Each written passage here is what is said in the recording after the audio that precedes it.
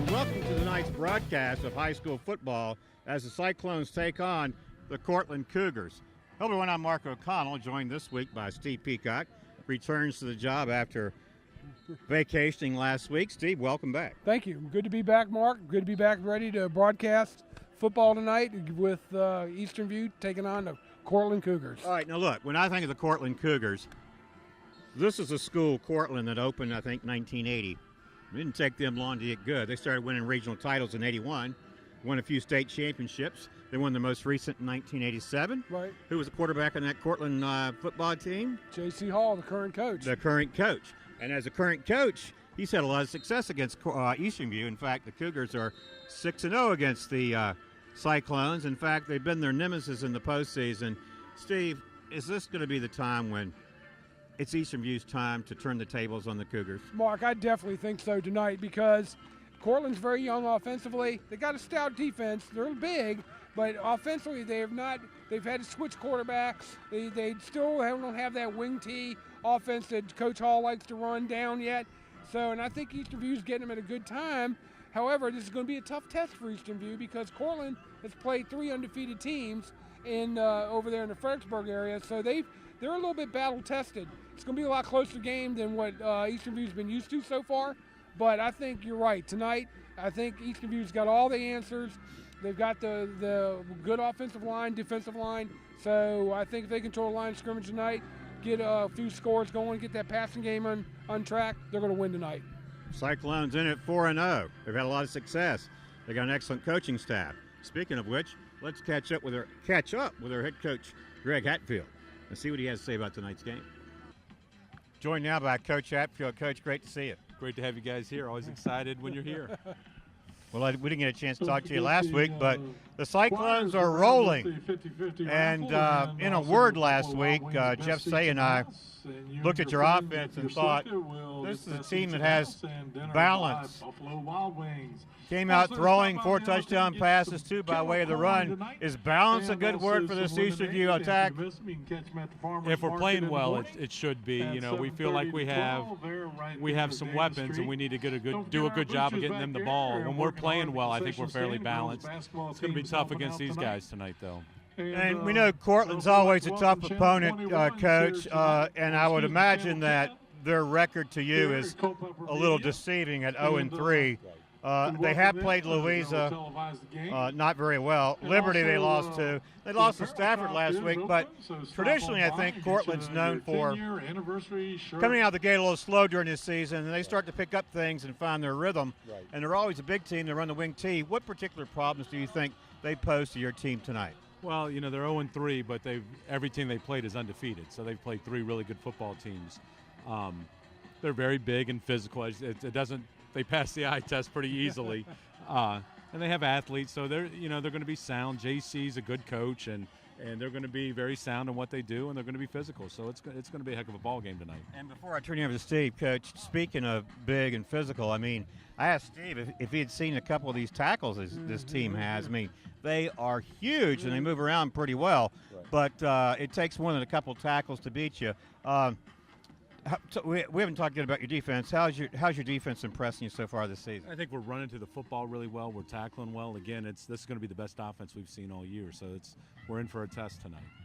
Coach, you know, Courtland brings that wing T offense, and what I've been studying up on them so far this season, like you said, they've played 3 undefeated teams. Right. They've had a tough schedule, right, but they're really challenged offensively right now this season because they're young. Right. But they've got a stout defense. So right. What is your game? What is your plans to offensively and defensively, the keys for tonight? Hopefully we can force some turnovers and get the ball from them, and then protect the ball when we have it, and try not to punt very much.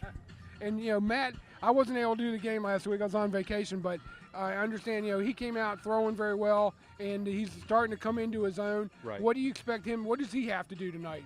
He's just got to manage the game. He not play above himself. Just, you know, follow his reads and protect the football, and he'll be okay. He's a good football player. He is that. And Coach, I wanted to say good luck tonight because I know it's going to be a tough game, but I'm thinking the Cyclones are going to come out on top. Well, thank tonight. you very much. I hope so. We'll give it our best. That's all right, sure. Coach. Great to see you. Good luck guys. tonight. All right, always a pleasure. Well, Steve, you know, Coach Hatfield didn't say it for obvious reasons, is that you never want to look past what the most important thing is, and that's the performance on the field.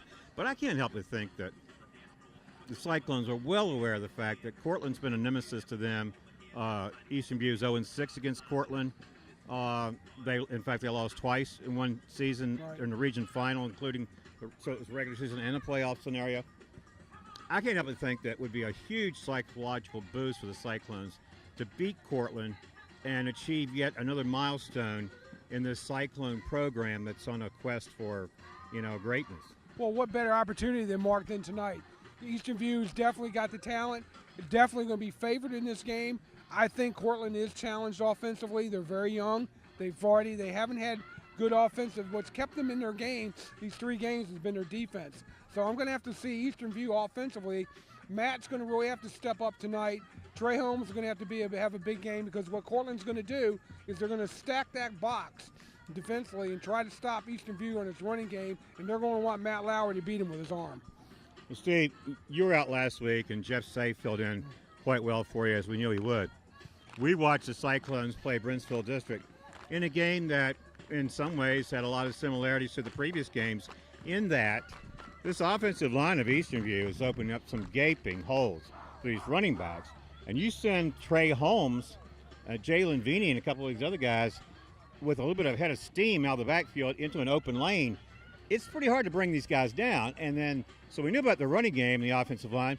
Well, we watched Matt Lowry, the quarterback, last week. He's so effective, as a left-hander, rolling to his left. Right. He was rolling to his left. He was throwing the ball well. He threw it with great accuracy. And you know what? I know that when a team starts to think about making some noise in the regular season and, more importantly, in the playoffs, you do have to have balance. You can't be just one-dimensional, and I think that's what Eastern View has shown us. I agree with you. I think they'll get a big test tonight from Courtland, but I have a feeling that this is a year that Eastern View gets into the win column against the Courtland Cougars. I concur, Mark. I think they do. They control the line of scrimmage tonight. They'll win. Like I said, Courtland's going to be a defense. Courtland's going to try to stop that run first, but that's where I said the passing game's going to have to come in. If Eastern View can hit them with a couple quick passes, out to either Diego or to Zach Thomas, I think you're going to see Courtland relax a little bit in defense. Then you're going to see Trey Holmes and Jalen Veeney get on track, and I think it's going to be lights out for the Courtland Cougars tonight. Well, may very well be just like that. Before we wrap it up here, I wanted to say that it must be scary to an opposing team when you think about how, well, for example, Montrez Orange went down with a big injury to Shrando last year. He's been gone. He's not even going to play this year.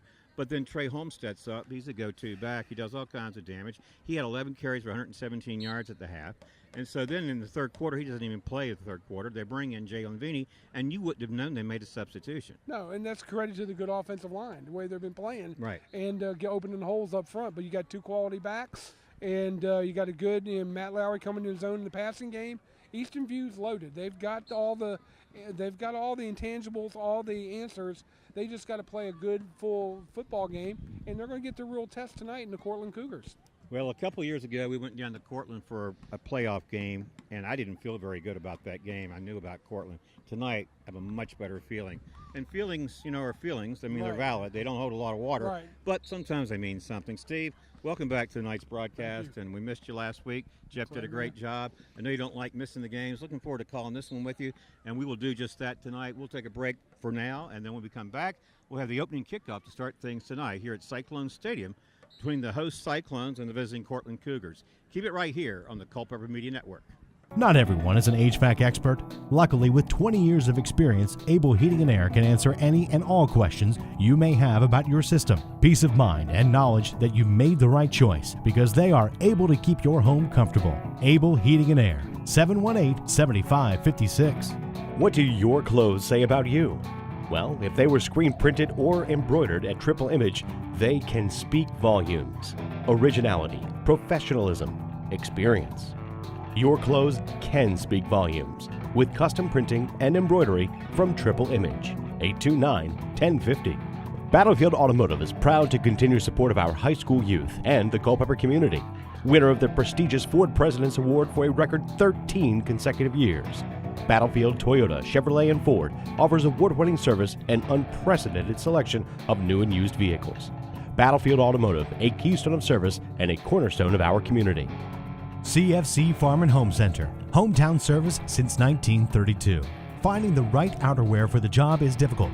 Luckily, you'll find Carhartt clothing, Red Wing, and Irish Setter boots. From head to toe, it's easy to outfit with CFC Farm and Home Center. Found in Sons Funeral Chapels has made it their business to provide solutions during difficult times for over a quarter of a century. During that time, they've also made an investment in our youth through football, basketball, softball, baseball, lacrosse, skateboarding, and 4-H, among other projects. Good luck to tonight's teams and do your best. Every lifelong relationship starts with day one. At Virginia Community Bank, we'll talk about how you can bank with us for life. With 40-plus years of experience in Culpeper and beyond, it's our privilege to help clients achieve their goals, short-term, long-term, and everywhere in between. Bank with us anytime. Bank with us for a lifetime. Cyclone Stadium, Eastern View High School, the site of tonight's key matchup between the Cyclones and the visiting Courtland Cougars. And it's key for several reasons, not the least of which is the fact that these two teams are members of the same district. Hello everyone, I'm Mark O'Connell alongside Steve Peacock and Johnny Krawchuk doing the honors tonight behind the camera. So welcome aboard, Steve, and welcome back. I know we're expecting a big game. We talked about it a lot in the pregame show. And several storylines here tonight. One, Cyclones are undefeated. The Cougars are winless at 0-3. Eastern View has never beaten Courtland. We've got them 0-6 overall. That's 0-4 in the regular season, 0-2 in the playoffs. So Courtland's been their nemesis in the playoffs, Steve. But what do you think about tonight's matchup? Well, first off, Mark, it's going to be an intriguing matchup. And what I think, too, you got really a contrast tonight. Contrast in two teams. You've got Eastern View riding high in a 4-0 record. Courtland coming in 0-3. They had a bye week, so they've had 2 weeks to prepare against Eastern View. But Courtland's 0-3 record doesn't really justify itself because they played 3 undefeated teams, so far. Stafford and being one of them last time they played, and they and also I think they had to play Colonial Forge. So they've had a tough schedule. So they're going to come in really fired up against the Cyclones, but I think you're right. I think Eastern View's got all the tools, and I think Eastern View will come out and win tonight. Getting ready for team captains to meet in the center of the field, and when that happens, the Cyclones will be represented by David Level, Kyle Smith, Diego Hunter, and Garrett Robinson. Well, last week, and there are the team captains for Eastern View, and across the way, we'll see Courtland's team captains in a moment. Number 4 is Donovan Gill. Number 58 is Jacob Volbrecht. And number 44 is Alex Andros. Steve, I had a chance to see some Courtland highlights from this season. And number 44, the linebacker, Alex Andros, will be expected to make a lot of tackles tonight for Courtland. Not certain about Volbrecht or Donovan Gill. But except that Donovan Gill plays that defensive back position, and he seems to be a legitimate player as well. And one of the things that Chris Capella pointed out in his preview of tonight's game is that Courtland's already switched quarterbacks, whereas the Cyclones have gone with Matt Lowry this season in 4 games. They're 4-0. He's looked very good. Right, Mark, and what's happened, Courtland's trying to find their offense. They're very young offensively, running that wing T that Coach J.C. Hall coaches so well. The other thing is Volbrecht. You mentioned him. He's been a senior. He's been on that offensive line for 4 years. He knows he's a good football player. Andros is another really good football player. You're going to see him all over on the defensive side. So, but tonight, what Eastern View's got to do is play mistake-free football. The Courtland's going to look to try to stop the run first, and I think Matt Lowry's the key tonight for tonight's game. Matt Lowry and the offensive line. Watch both of those tonight, how they do, and if they're on track, Eastern View's going to win this one. Well, Courtland won the toss. They opt to defer to the second half, and Eastern View gets a choice. They opt to receive. So, barring a miscue, we're going to first see the Courtland defense go up against the Eastern View offense. And Steve, last week when Jeff Say and I were calling the game, I think he put it succinctly in one word when he described Eastern View's offense, and that was balance, because we knew about the running game, but last week Matt Lowry came out throwing the ball. Eastern View had 6 touchdowns, 4 in the air and 2 on the ground. Right, and that was some balance. And you're going to want. I know Coach Hatfield and his staff will want to see that tonight from his offense. But I think, they're going to come up a little. Eastern View's going to be challenged tonight because they haven't really been challenged, Mark, so far this season. They've had, they pretty much have had cakewalk wins. So this isn't everyone saying, oh, it's going to be a big win and everything. I think Courtland defensively is going to surprise some people, and it's going to be a closer game, especially in the first half, than people think. But I think Eastern View, with their talent and their size up front, will wear down Courtland Cougars.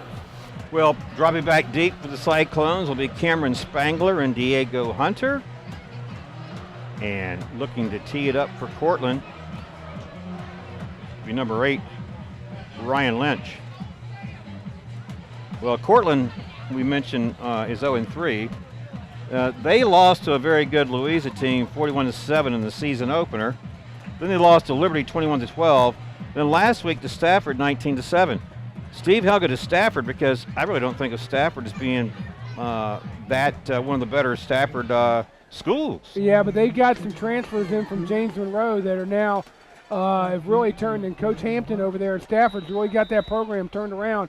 They got a good team. They're going to be on. They're one of the teams to watch in the Commonwealth District. They're going to. Here is Lynch's kickoff. He keeps it on the ground. This bounce gets away from the first Eastern View return man. Spangler there to pick it up, going straight ahead across the 40-yard line out to the 43. And Steve, right off the get-go here, Eastern View will have excellent field position.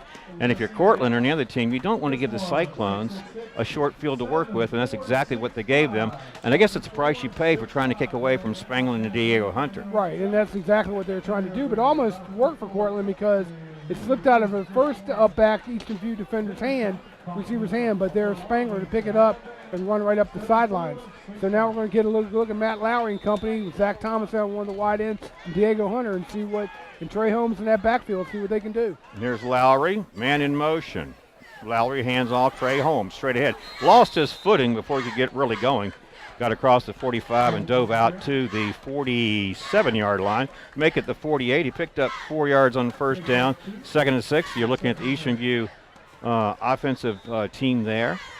And we'll try to pick up some of those players we can. 69, Tyler Settles. 75 is Jeff Stallings. Make that Kyle Smith. 70, Jason Southern, the center. You got 65 over there, Steve. That's Adam Lillard. So here is 2nd and 6. Matt Lowry. Holmes in the backfield. Holmes gets the call. Straight ahead he goes. Diving close to a first down yardage. And making the tackle was linebacker D.J. Jones. Going to bring up 3rd and short. 3rd and 1 to be exact. They've got it marked at the Courtland 47-yard line. Eastern View's going with that no-huddle offense, trying to keep Courtland's defense off balance. And the man in motion, they don't go to him, they go to Holmes instead. Holmes will have a first down. He had to get to the 46, and they mark it right at the 45. So that should move the sticks, and it does for the Cyclones. He was brought down by 58 Volbrecht on the defensive line. And that's one of the players that, one of their team captains. Yeah, Jacob Volbrecht, 6'1", 240 senior. Steve mentioned him being a veteran varsity player. So here it is now, 1st and 10 Cyclones from the Cougar 45. Matt Lowry, and the man in motion. Lowry steps up, his first pass, he's throwing deep for Zach Thomas. Overthrew him. Thomas had a little bit of cushion out there, drew the double coverage. And Steve, last week, Zach Thomas made one of the most difficult catches in the whole game. Well, he's an all-state candidate at wide receiver. He's got a lot of talent. There are some schools looking at him too, Mark.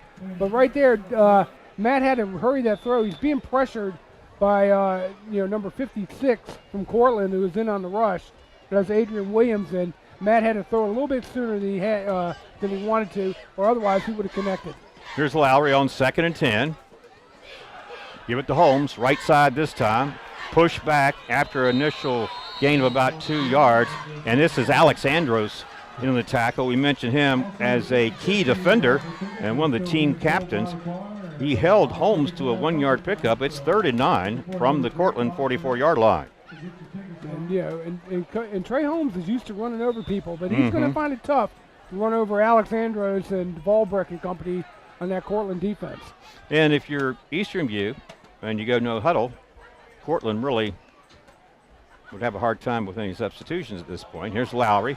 Quick strike, near side. Diego Hunter, 40, 35, and they force him out of bounds near the 30-yard line. It will be a first down for the Cyclones. And, of course, getting Diego Hunter the ball and trying to get him in space is certainly one of the key objectives for the Cyclones. And that was a good play call, Mark, because it did get your best, your most best ball weapon, your best weapon on offense in the ball in his hands, Diego Hunter, and he made it count.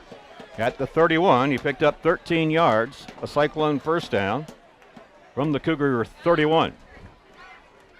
Opening minutes of the first quarter. Lowry handing off. Trey Holmes, not much doing there again. So Courtland showing, and this again is Jacob Volbrecht on the tackle, showing some resistance to that Cyclone running attack so far. Yeah, but it's like I said, they're trying to run that little inside trap play with Holmes, a little delay, but Courtland's defending it pretty well. So 2nd and 10, no gain. Cyclones spread it out, 2 receivers each side. Here's Lowry dropping back.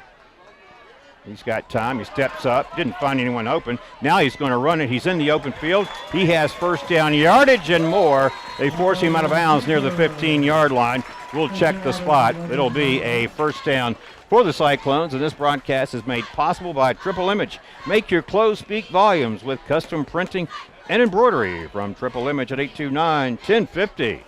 And the ball is at the 12-yard line. So a pickup of 19 yards for that junior quarterback, Steve. And that was a smart play, Mark. He recognized he did not have any options open downfield, took off running, saw the lanes open up. Smart play. 1st and 10 from the 12. Here's Lowry. Throwing near side, Zach Thomas. He overthrew him. Thomas was open. Coming up in defense was number 15, Addy Burrow. And that was going to be look like a flanker screen, Mark. It really did. And it just Matt just kind of rushed the throw a little bit and overthrew Thomas out there in that wide. And Steve, check out the load in the middle of that defensive line there for Courtland. Big number 75 is it 75 or 78? 78. Jacob Muse, 6'3", 311. Here's Lowry, swings it out to Diego Hunter. Hunter makes a move, he's at the 10. He's at the 5, they tackle him out of bounds at about the 3. Now remember, the Cyclones can get a first down here without having to score for a new set of downs. They have to get to the 2-yard line for a first down. Looks like they have it marked at the 3. It'll be 3rd and 1. 3rd and 1. For a first down and 3 yards for a touchdown on 3rd down here. From the 3, Trey Holmes on Lowry's flank. Lowry going to keep it all the way straight. And he goes, and he dives in across the goal line for the touchdown, and there's no penalty flag down. Cyclones score on their opening drive, Steve. You got to like that. I know the storm sirens are sounding, Mark. It's a Cyclone touchdown. It's Trey Holmes from 3 yards out. Lowry, Excuse me, Matt Lowry, 3 yards out on that quarterback keeper. And on for the point after will be Garrett Hutchinson, number 20.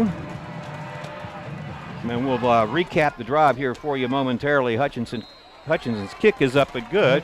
Our score is 7-0. Well, Steve, this drive started, the scoring drive started with Eastern View having excellent field position from their own 44-yard line. And I have them with 10 plays. That would be 56 yards. And a 3-yard touchdown run by Matt Lowry. The running yardage was nominal. They didn't establish much of a running game there, but they hit the key plays when they needed it. They hit the key plays, especially the plays to Diego Hunter.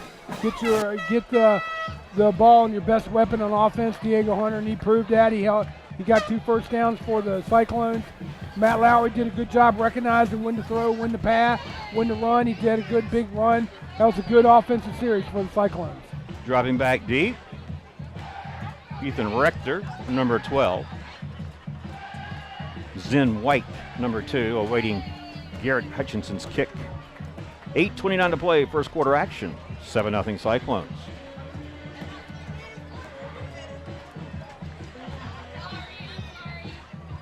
And here is Hutchinson's kick.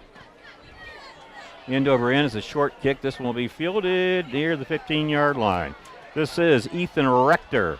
Rector, good running out close to the 40-yard line, so his Courtland teammates will have good field position as they start on offense for the first time tonight. We have those starters.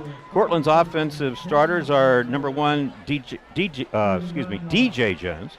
Number 3, Cameron Taylor. Number 5 is Jalen Gill. Number 6, Shaheem Lewis. Number 7, Nate Kelly. Number 12, Ethan Rector. Number 23, Garrett Howard. Number 44, Alex Andros. Number 50, Joel Whitmore. 56, Adrian Williams. And number 58, Jacob Volbrecht, two-way starter. We'll get Courtland, Eastern View's defensive starters here momentarily. Courtland will start this drive, opening drive, on its own 38. Here's a handoff to the running back in the backfield. He is trapped by a horde of black jerseys. Nowhere to go for Ethan Rector. He'll lose yardage. How about the defensive starters? We have for Eastern View, Cameron Spangler, Diego Hunter, Cohen King, number 5, Garrett Robinson, make that number 6, Garrett Robinson, number 7, Jacob Ashwell, number 8, Cody Howard, number 17, Zach Brown, number 21, Aaron Henson, number 59, Avery Seitz, number 60, David Level, and number 77, Jeff Stallings. So, running back lost 2 yards. It's 2nd and 12 from the 36. Under center, the quarterback. They hand off to the lead back, Zen White.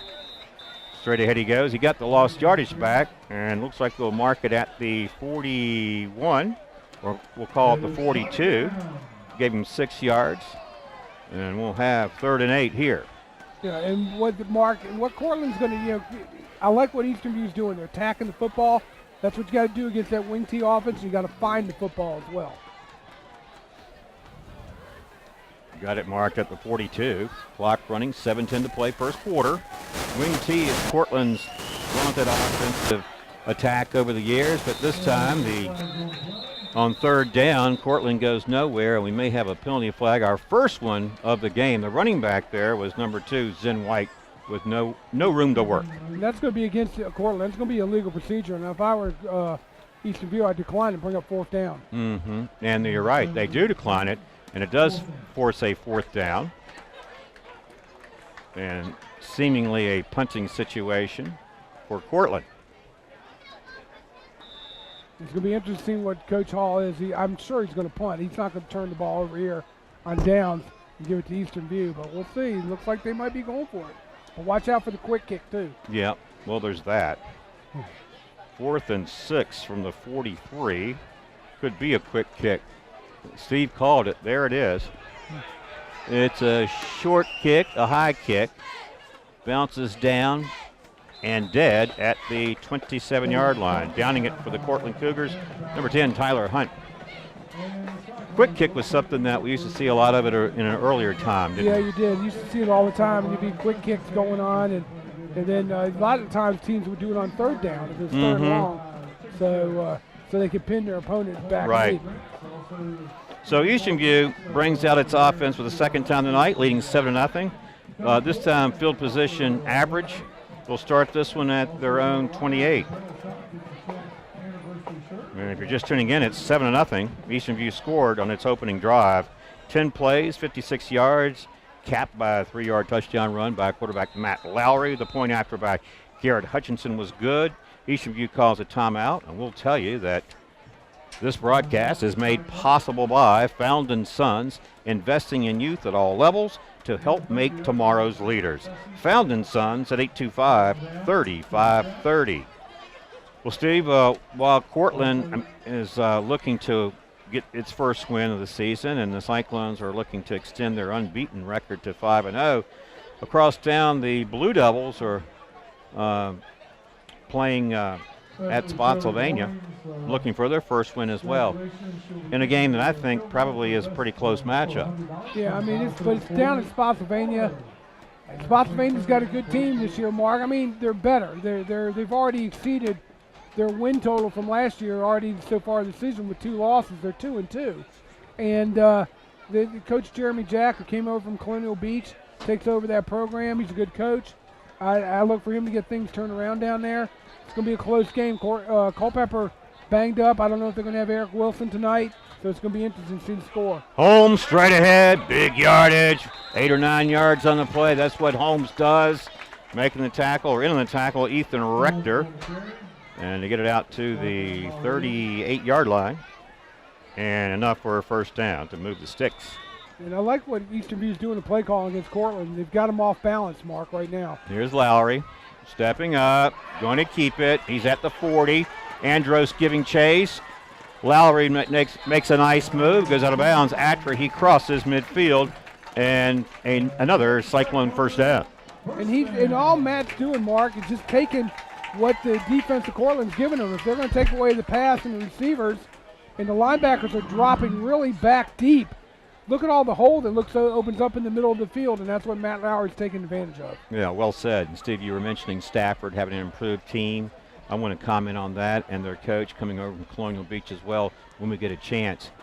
But here is Lowry and the Cyclones on first down, and here is Trey Holmes exploding up the middle, and they finally drag him down short of a touchdown at the 10-yard line. And Steve, you're an offensive lineman by trade, and you know that that line gave him that opening crease there to explode through. Mark, let's go to replay. You can see it right here. You can see it right here with the opening right up through the hole, right through the gap between the guard and tackle. Great block, great run.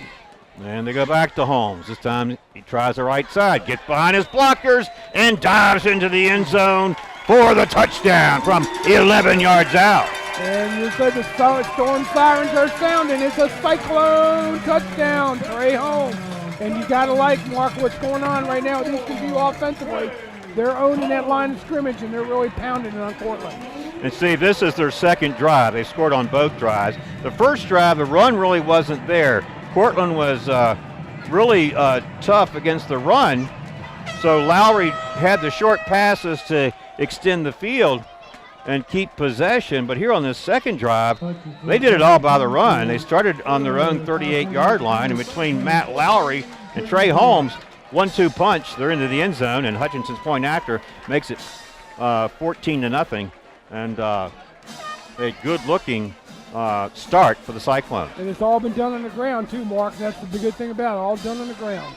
And that's what you want to see, being done on the ground right there, and it's just opened up the passing game. Good blocking up front. And you were talking about, okay, so Culpeper's playing Spotsylvania tonight. I think it's a pretty close matchup. I think it's a good chance for Culpeper to get a win. And then you were talking about Stafford having defeated Courtland, having a better team this year. You know, I think Stafford's best ever team was that 2002 team that played in the Division V finals against Phoebus. Right. You're right, and I agree with that. But Stafford's got a good team. Mo Hampton's the coach now. He coached over at Brook Point. He's moved over to Stafford. And who were you saying was coaching at Spotsy? Jeremy Jack. From Colonial Beach? And this is why I wanted you to bring it up. I think Colonial Beach has one of the great nicknames in the Virginia High School League. The Drifters. Yeah, the Colonial Beach Drifters. Yeah. It's one of the unique high school nicknames. Hutchinson's kick, short, taken, 10-yard line. This is Ethan Rector looking for a couple of blocks. Springs out of there and gets out close to the 40-yard line. Actually, this was Zen White, the return man. And Courtland will have good field position as it brings its offense out for the second time tonight. But they're trailing 14-0 with 5:40 to play here in the first quarter. And Mark, in another game I'm interested in seeing the score. It's an intriguing matchup tonight. Well, I think they might play tomorrow. The paper said tomorrow, but I think they might. I think it's tonight though. Liberty and Sharando. It's at Sharando, and yeah, because the Freelance Star had the game Saturday, but it's. I think they messed up. It's Kettle Run and Hanley on Saturday. Well, I'll tell you somebody who would probably know. Here's the throw out in the flat, short reception made by Zen White. Maybe picked up a yard on the play, and that's about it. Good coverage by Eastern View. I got a feeling that Chris Capello would know. Yeah, well, it's going to be an interesting because Sharando's ranked in the top 10 in the state. They're 4-0, and Liberty's going in 4-0. That's going to be a good game tonight. And I think Johnny Krawczyk's going to give our viewing audience a look at that beautiful sky here tonight as we look across at Cyclone Stadium here. It is just absolutely gorgeous to look at the sky. We don't get much of a chance to look at it too long because the action continues. And here is a running back, DJ Jones, with nowhere to go. A little play action there. They faked it to the first running back, trying to catch the Cyclones off guard. But, Steve, those Cyclones stayed home, and we're waiting. They're doing very well defensively, Mark, and playing lights-out football. It's getting back to the night sky, an old saying. Red sky at night, sailor's delight. Red sky in the morning, sailor's warning. Sailor's warning. Check out that right tackle for Courtland, Steve. He's a big boy. He is. Not a beast. He's huge. 3rd and long. Passing situation. They throw it downfield. Looking for the receiver and almost picked off. And that was Cameron Spangler defending. Was right there with him all the way. And unable to bring it in. Excellent coverage. The pass intended for number 23, Garrett Howard. I thought Spangler was going to have that interception, Mark. He was battling, kept bobbling that football, but just couldn't haul it in. Steve, I think that the receiver would have had a little bit better opportunity for it if the pass had been a little longer, because as it was, the defender was in as good a position to make a catch as the receiver You're was. right. You're absolutely right. Well, now here is 4th down and 12. And likely another quick kick rather than dropping back in punt formation. And here it is. And they blocked this one. And the ball is loose, so we'll see who comes up with it. Well, you go line up for a quick kick. If the protection isn't there, it doesn't take long to close the gap between the kicker and the defender. No, and it's going to be in Eastern View. Doesn't matter if even Courtland recovered. It's going to be Eastern View's Right. ball. And that's why I don't like that quick kick there in that situation. Eastern View knew it was coming. And what are you going to do? That's an easy kick to get blocked. You're better off going into punt formation. Well, but if I look at their roster, they don't actually have a player listed As a punter. So maybe they're forced to go quick kick with one of their other athletes. In any event, it's a block kick. It's Eastern View ball. They have outstanding field position at the Courtland 38-yard line. Mark, I thought they said Courtland's going to put up a stiffer test defensively. If Eastern View comes down here and scores, it's lights out. It's going to be running clock, baby, in the second half. Well, so Matt Lowry brings his offensive teammates back into alignment here on 1st down. And here's the handoff. This looks like Noah Proctor, I believe. Inside handoff. Was it Diego? Oh, it is. Diego Hunter, rather. Let's check the spot. Looks like no gain on the play. I don't want to jinx the Cyclones, but if they do get up 35 at halftime, it'd be the 5th straight game that they have a running clock going in, all the teams they played so far this season. Think about it. Yeah, and it would be against a team that has quite a tradition and reputation. This pass is the second time he's overthrown Zach Thomas, and Thomas was out there open. He was wide open, Mark. I mean, there was nobody around him. It was nearest defender was in Madison. Zach Thomas. Matt's kicking himself there with that pass because he had Thomas wide open. He sure did. Well, it's 3rd down and 10 now for the Cyclones from the Cougar 38-yard line. Go back to the run, and Trey Holmes tripped up before you get a real full steam going. He'll be shy of a 1st down, and I'll have a decision to make here for the Cyclones. 4th down and about 5 as they have it marked now at the 33. And I'd be going for it, too, the way your offense is playing. And they go back to Holmes. He's hit and stuffed by number 58, Jacob Volbrecht. So the Cougar defense holds. Cyclones turn it over on downs and unable to take advantage of excellent field position as they had it at the 38-yard line and only moved it 5 yards before turning it over on down. Like I said, it's going to be see what Eastern View can do defensively here, see if they can get that ball back or get a turnover. Courtland will have it at its own 33. 3 minutes, 21 seconds to play in the first quarter. Our score is Cyclones 14, Cougars nothing. Wing T formation. Running back straight ahead, bounces out of the pack. It's Zen White, and White is off to the races. Cameron Spangler gives chase, and he won't catch up with him. And let's look for a penalty flag. The official says touchdown. I see no yellow laundry on the field. Yep. That play stands, and it's a 67-yard touchdown run by Zen White. Explosive and electrifying was that run. And Steve, he got out in the open field, and no one could catch up with it. Well, Mark, let's go to the replay here.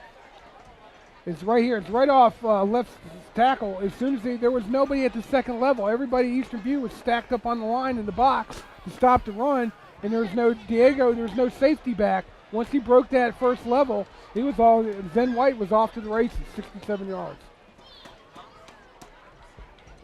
On for the point after. The kick is up and good. That was number 8, Ryan Lynch, with the point after, but a 67-yard touchdown run by Zen White. And the point after makes it 14-7. That's a little bit different game. And so really you have a swing there, Steve, because Eastern View on this last possession had the ball at the Courtland 38-yard line and unable to capitalize on that opportunity. And then Courtland gets it back. And one play, 67-yard touchdown run. Yeah, and Mark, and that was a big momentum changer too. And I feel like I might have jinxed them a little bit. I said I don't want to jinx them about that 35-point running clock, but they didn't make it on fourth down. And what did Courtland do? Hit off a big run, and that's going to humble the Eastern View defense a little bit. And I think what they're going to have to do is just regroup and come offensively, come down here and score, answer the score. Well, I think you're right. And now Ryan Lynch will tee it up. This broadcast made possible by Battlefield Automotive, a keystone of service and a cornerstone of our community. Battlefield Automotive at 547-3673. Back deep, Cameron Spangler and Diego Hunter, both very dangerous return men for the Cyclones. And you know that Lynch is well aware. Here is his kick. They keep it on the ground. Noah Proctor picks it up inside the 30, 35, 40. Good return out to the 44-yard line. And once again, Eastern View, excellent field position for its offense. Mark, if they do that again, Courtland kicks off and does that again, I would sit there, if I was special teams coach, slide Diego Hunter over a little bit towards the sideline, have Spangler getting the lateral right back to him because there was nobody. Oh, man. Nobody over there on that other side, and I know Diego could have taken it to the house. That play sounds like it has a lot of potential. So. But we'll see. Well, here's Eastern View back on offense. And looks like Diego Hunter's lined up as a quarterback back there. And he is. They snap it to him. 45, makes a move. He's in Courtland territory. And they finally drag him out of bounds at the 35-yard line. A pickup of 22 yards as they snapped it directly to Diego Hunter. Good play call there, Mark. That had Courtland. I thought Diego Hunter was just going to bust through, but number 12 for Courtland was just able to get his hand on it, or number 15 rather, able to get his hand on him just enough to slow him down and knock him out of bounds. And they stick with Diego Hunter back there. Trey Holmes alongside on his left flank. Zach Brown in the game as well. They fake it to Holmes. Diego Hunter keeps it, goes to work. He gets a look right near the 30-yard line where they tackle him pretty hard there. He'll pick up 6 yards on first down. We'll make it 2nd and 4 coming up. And I think Coach Hatfield is just doing this to keep Courtland guessing a little bit, but also to talk to Matt, settle him down a little bit. He's overthrowing his throws, and just seeing what Diego's can do here under the Wildcat formation. Oh, there's a high snap. Got away from Diego, and he wisely pounced on it. We'll have lost yardage back to the 39. He lost the bad snap, resulted in an 8-yard loss. And Mark, that's the problem with Diego is with your center. You're not used to him being back there, especially in shotgun, and Diego being of short stature. The ball, the center's not used to, he's used to snapping it back to Matt. So that'll be rectified, though. Well, and now Lowry's back in the game. Diego Hunter, Camden Lewis go to the right. Zach Thomas to the left. Proctor in the slot, left side. Here's Hunter in motion. Now Lowry throwing out there in the flat. Got a receiver and tackled in his tracks at the 30-yard line. Going to bring up, it looks like a manageable situation. Is this fourth? Yeah, fourth down. And they have it marked real close, right at the 30-yard line. And Mark, now I've been seeing a renewed vigor in the Courtland defense. They came out kind of flat-footed a little bit, and it looked like they weren't really there to play. But now, after that fourth down, that touchdown, I'm seeing some fight in that Courtland defense right now, and Eastern View's got to answer it. It was official timeout. The ball was marked at the 30. It's 4th and 4. Matt Lowry back in there as a quarterback for the Cyclones. He looks to the sidelines for the call. Clock running, a minute to play here in the first quarter. 14-7 our score. And the Cyclones will call a timeout to think about this one. And that's a good time to call a timeout on 4th and 4 because a chance to regain that momentum if you connect here and eventually score, Steve. Well, and that's true, Mark. And I don't know if you want to punt it here. What are you going to gain, really? Your defense is playing good. I mean, you might have a chance to pin them back deep. But I think you need to go ahead and keep going for it here. I think Eastview was trying to see if they could get Courtland off sides, get that automatic first with, being 4th and 4. But I think right now, Coach Hatfield is saying, do we punt or do we and really pin him back? But if you punt, the punt's going to go in the end zone. So they're going to come out on the 20, and right now they got the ball right outside at the 34-yard line. So the 14 yards isn't much of a field position gain. I think they're going to go for it here. After the timeout, we'll see momentarily as it's 4th and 4. Cyclones at the Cougar 30-yard line. 57 seconds showing on the scoreboard clock. 14-7 in favor of Eastern View, and a big 4th down call right here. And they go to Diego Hunter. Here's Hunter trying to get to the edge. He's at the 30, 25, 20, 15, 10, and he's still moving around for yardage. And they never really do bring him down until he gets all the way down to about the 1-yard line, if that's where they spot it.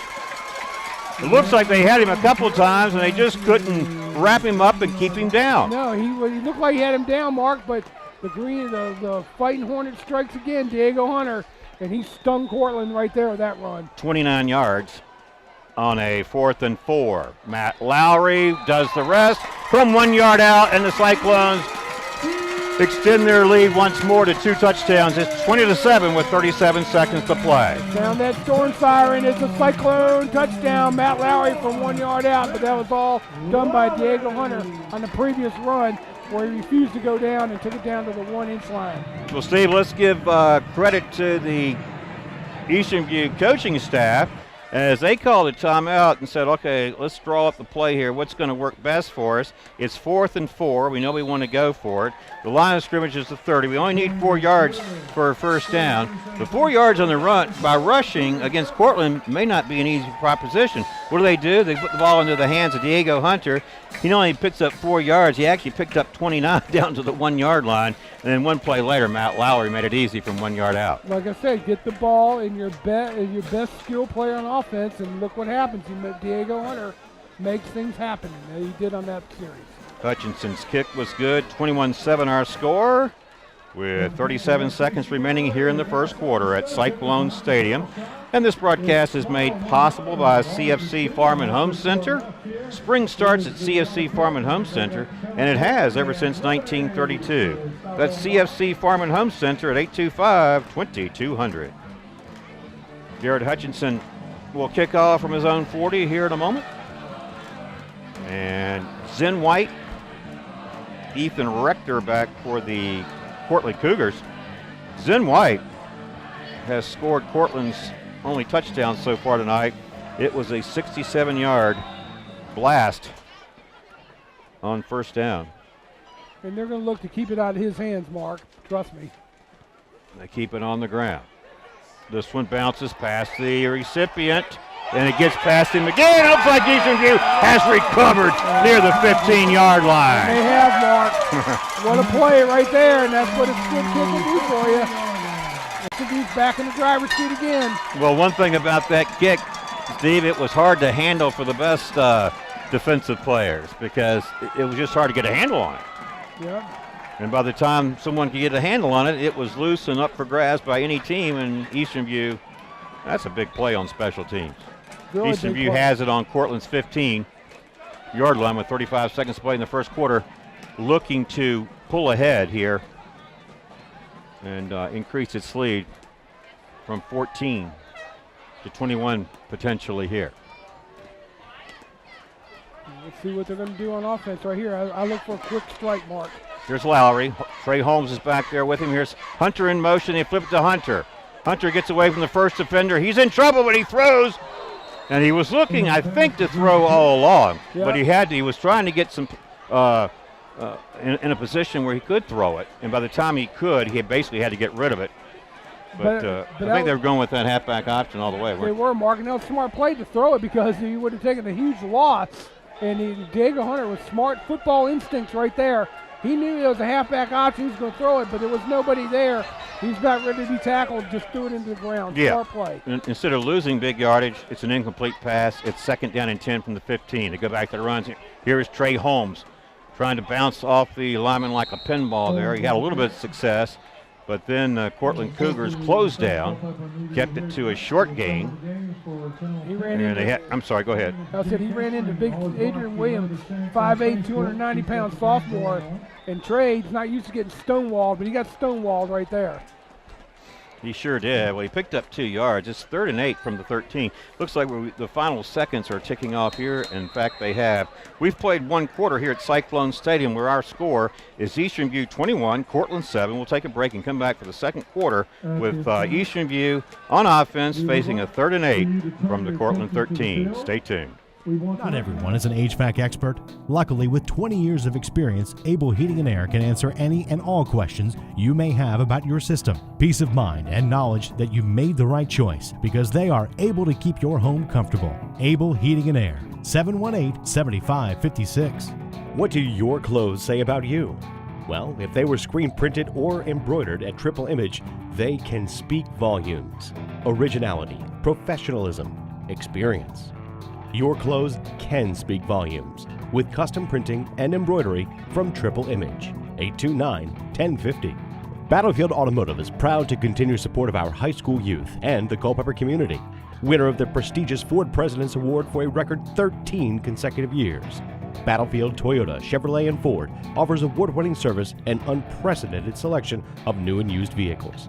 Battlefield Automotive, a keystone of service and a cornerstone of our community. CFC Farm and Home Center, hometown service since 1932. Finding the right outerwear for the job is difficult. Luckily, you'll find Carhartt clothing, Red Wing, and Irish Setter boots. From head to toe, it's easy to outfit with CFC Farm and Home Center. Found in Sons Funeral Chapels has made it their business to provide solutions during difficult times for over a quarter of a century. During that time, they've also made an investment in our youth through football, basketball, softball, baseball, lacrosse, skateboarding, and 4-H, among other projects. Good luck to tonight's teams and do your best. Every lifelong relationship starts with day one. At Virginia Community Bank, we'll talk about how you can bank with us for life. With 40-plus years of experience in Culpeper and beyond, it's our privilege to help clients achieve their goals, short-term, long-term, and everywhere in between. Bank with us anytime. Bank with us for a lifetime. Well, back to our broadcast. We are set to begin the 2nd quarter here at Cyclone Stadium. 21-7 our score in favor of Eastern View. Looking for more as they open the quarter here. 3rd and 8 from the Courtland 13. Here's Lowry throwing. He's got Proctor at the 10 and 5. Let's check the spot. He had to pick up 8 yards for a 1st down, and they have it marked right at the 5-yard line. Man, we got an injured, looks like an injured Cyclone player down. See, you can't make out who it is. Let's see if we can. Yep, can't pick up his number yet. Camden Lewis. All right. We've been told Camden Lewis, the injured player. All right, now the ball is at the just shy of that 5. And that would be very close to 1st down. It's going to be 4th and inches, but they are attending to the injured player here. The injured player got up. That was Camden Lewis. And assisted off the field. And he's walking along the Cyclone sidelines, looking pretty good right now. Looking even better for the Cyclone offense is the fact that that was a 1st down. So it's 1st and goal here. Play action. Here is Diego Hunter from 5 yards and a Cyclone touchdown. And down the scoring siren. It's a Cyclone touchdown. Diego Hunter from 5 yards out, Mark. That's how with 24 seconds played in the 2nd quarter, 27-7. And if you were thinking Courtland had established some momentum, not you specifically, Steve, but I mean, if it looked that way to anyone, Eastern View quickly decided that that wasn't going to be the case. Hutchinson's point after is good. He's 4 for 4 tonight. 28-7 our score. And we're looking at the scoreboard there. Cyclones, home of the Eastern View Cyclones. You see the sponsors. And 28-7. So, good-looking game by the Cyclones today, with the exception of giving up that long touchdown run by number 2. Where's my roster? I've eaten it. Zen White. Zen White. It was buried momentarily. And Mark, I'm looking down the sideline. It looks like Cam Lewis got a cramp problem. They're working his legs, stretching it out a little bit. And it looks like he might even have a hamstring or a cramp. So, hope everything goes okay for him. But again, that was Eastern View is taking advantage of all the Courtland turnover on that kick and not being able to field that kickoff. And Eastern View made him pay. Went down, scored. Sure did, because remember, after that kickoff, the ball was loose, and we were told that Cohen King recovered it for the Cyclones at the Courtland 15-yard line, and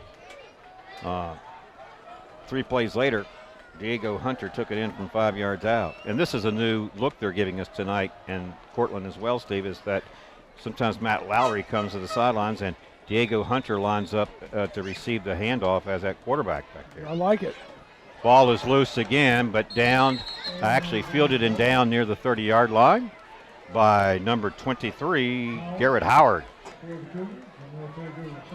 So Courtland back on offense. We'll have it at the 31. This broadcast is made possible by Virginia Community Bank.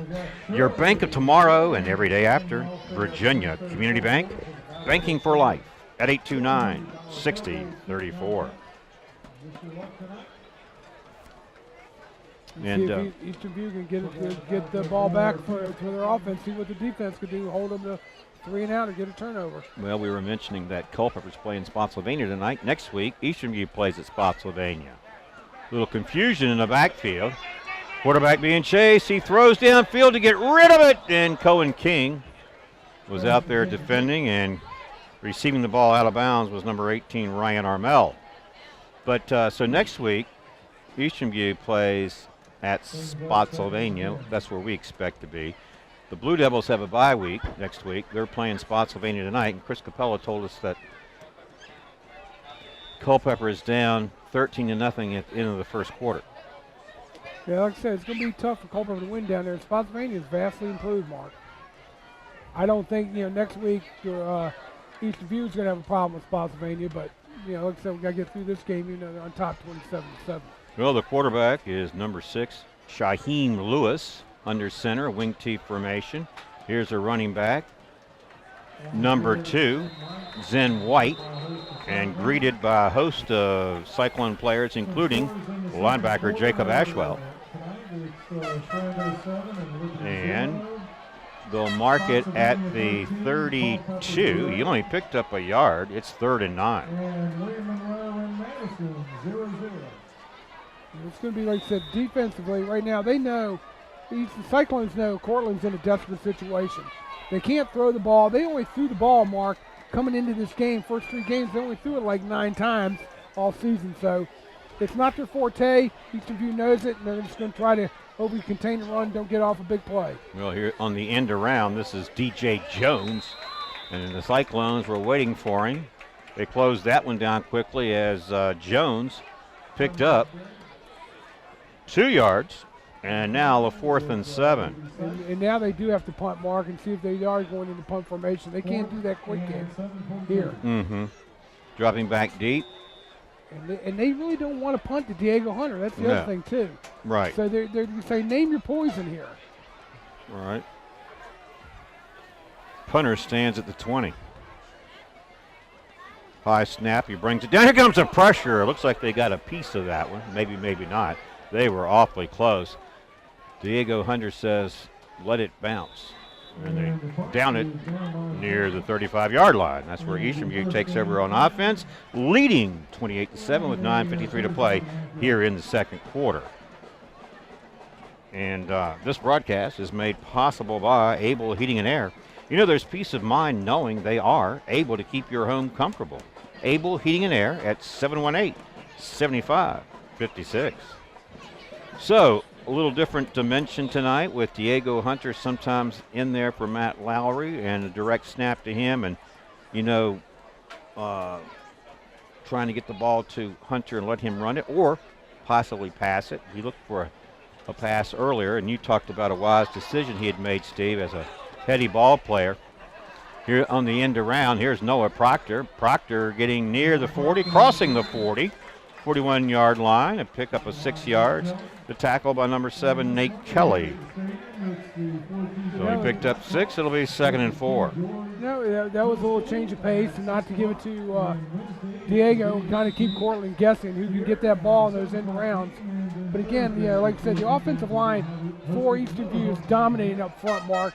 Just keep pounding Trey Holmes. One person we haven't seen so far in the game is Jalen Beatty. I was just thinking that very thing, but last week when we said it, we saw him in the third quarter.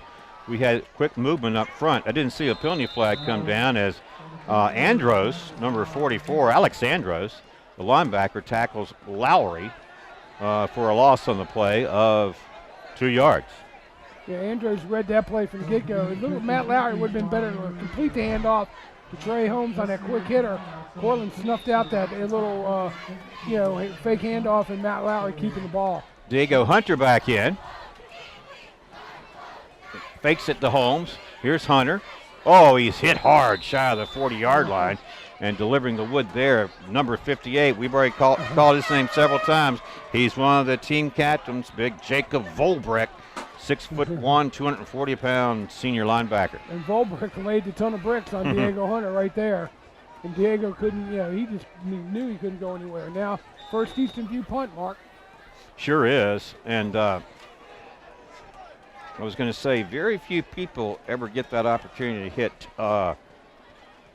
Diego Hunter in such fashion. Yeah, they get very rare opportunity to hit him that flush. Right. Zach Thomas back there, kick this one away. Fair catch signal, fumbled, but he pounces on it. Is number 23, Garrett Howard, at the 25-yard line. So now, that's the first time. This is only the second time Courtland stopped Eastern View on offense, and so now the defense back on the field. See if they can get a big turnover here. You have 7 minutes and 51 seconds to play here in the second quarter. We're at Cyclone Stadium. Cyclones hosting the Courtland Cougars, a team they have never beaten. Eastern View is 0-6 against Courtland. That's 0-4 in the regular season, 0-2 in the playoffs. But tonight, looking pretty good, up 28-7 with 7:51 to play.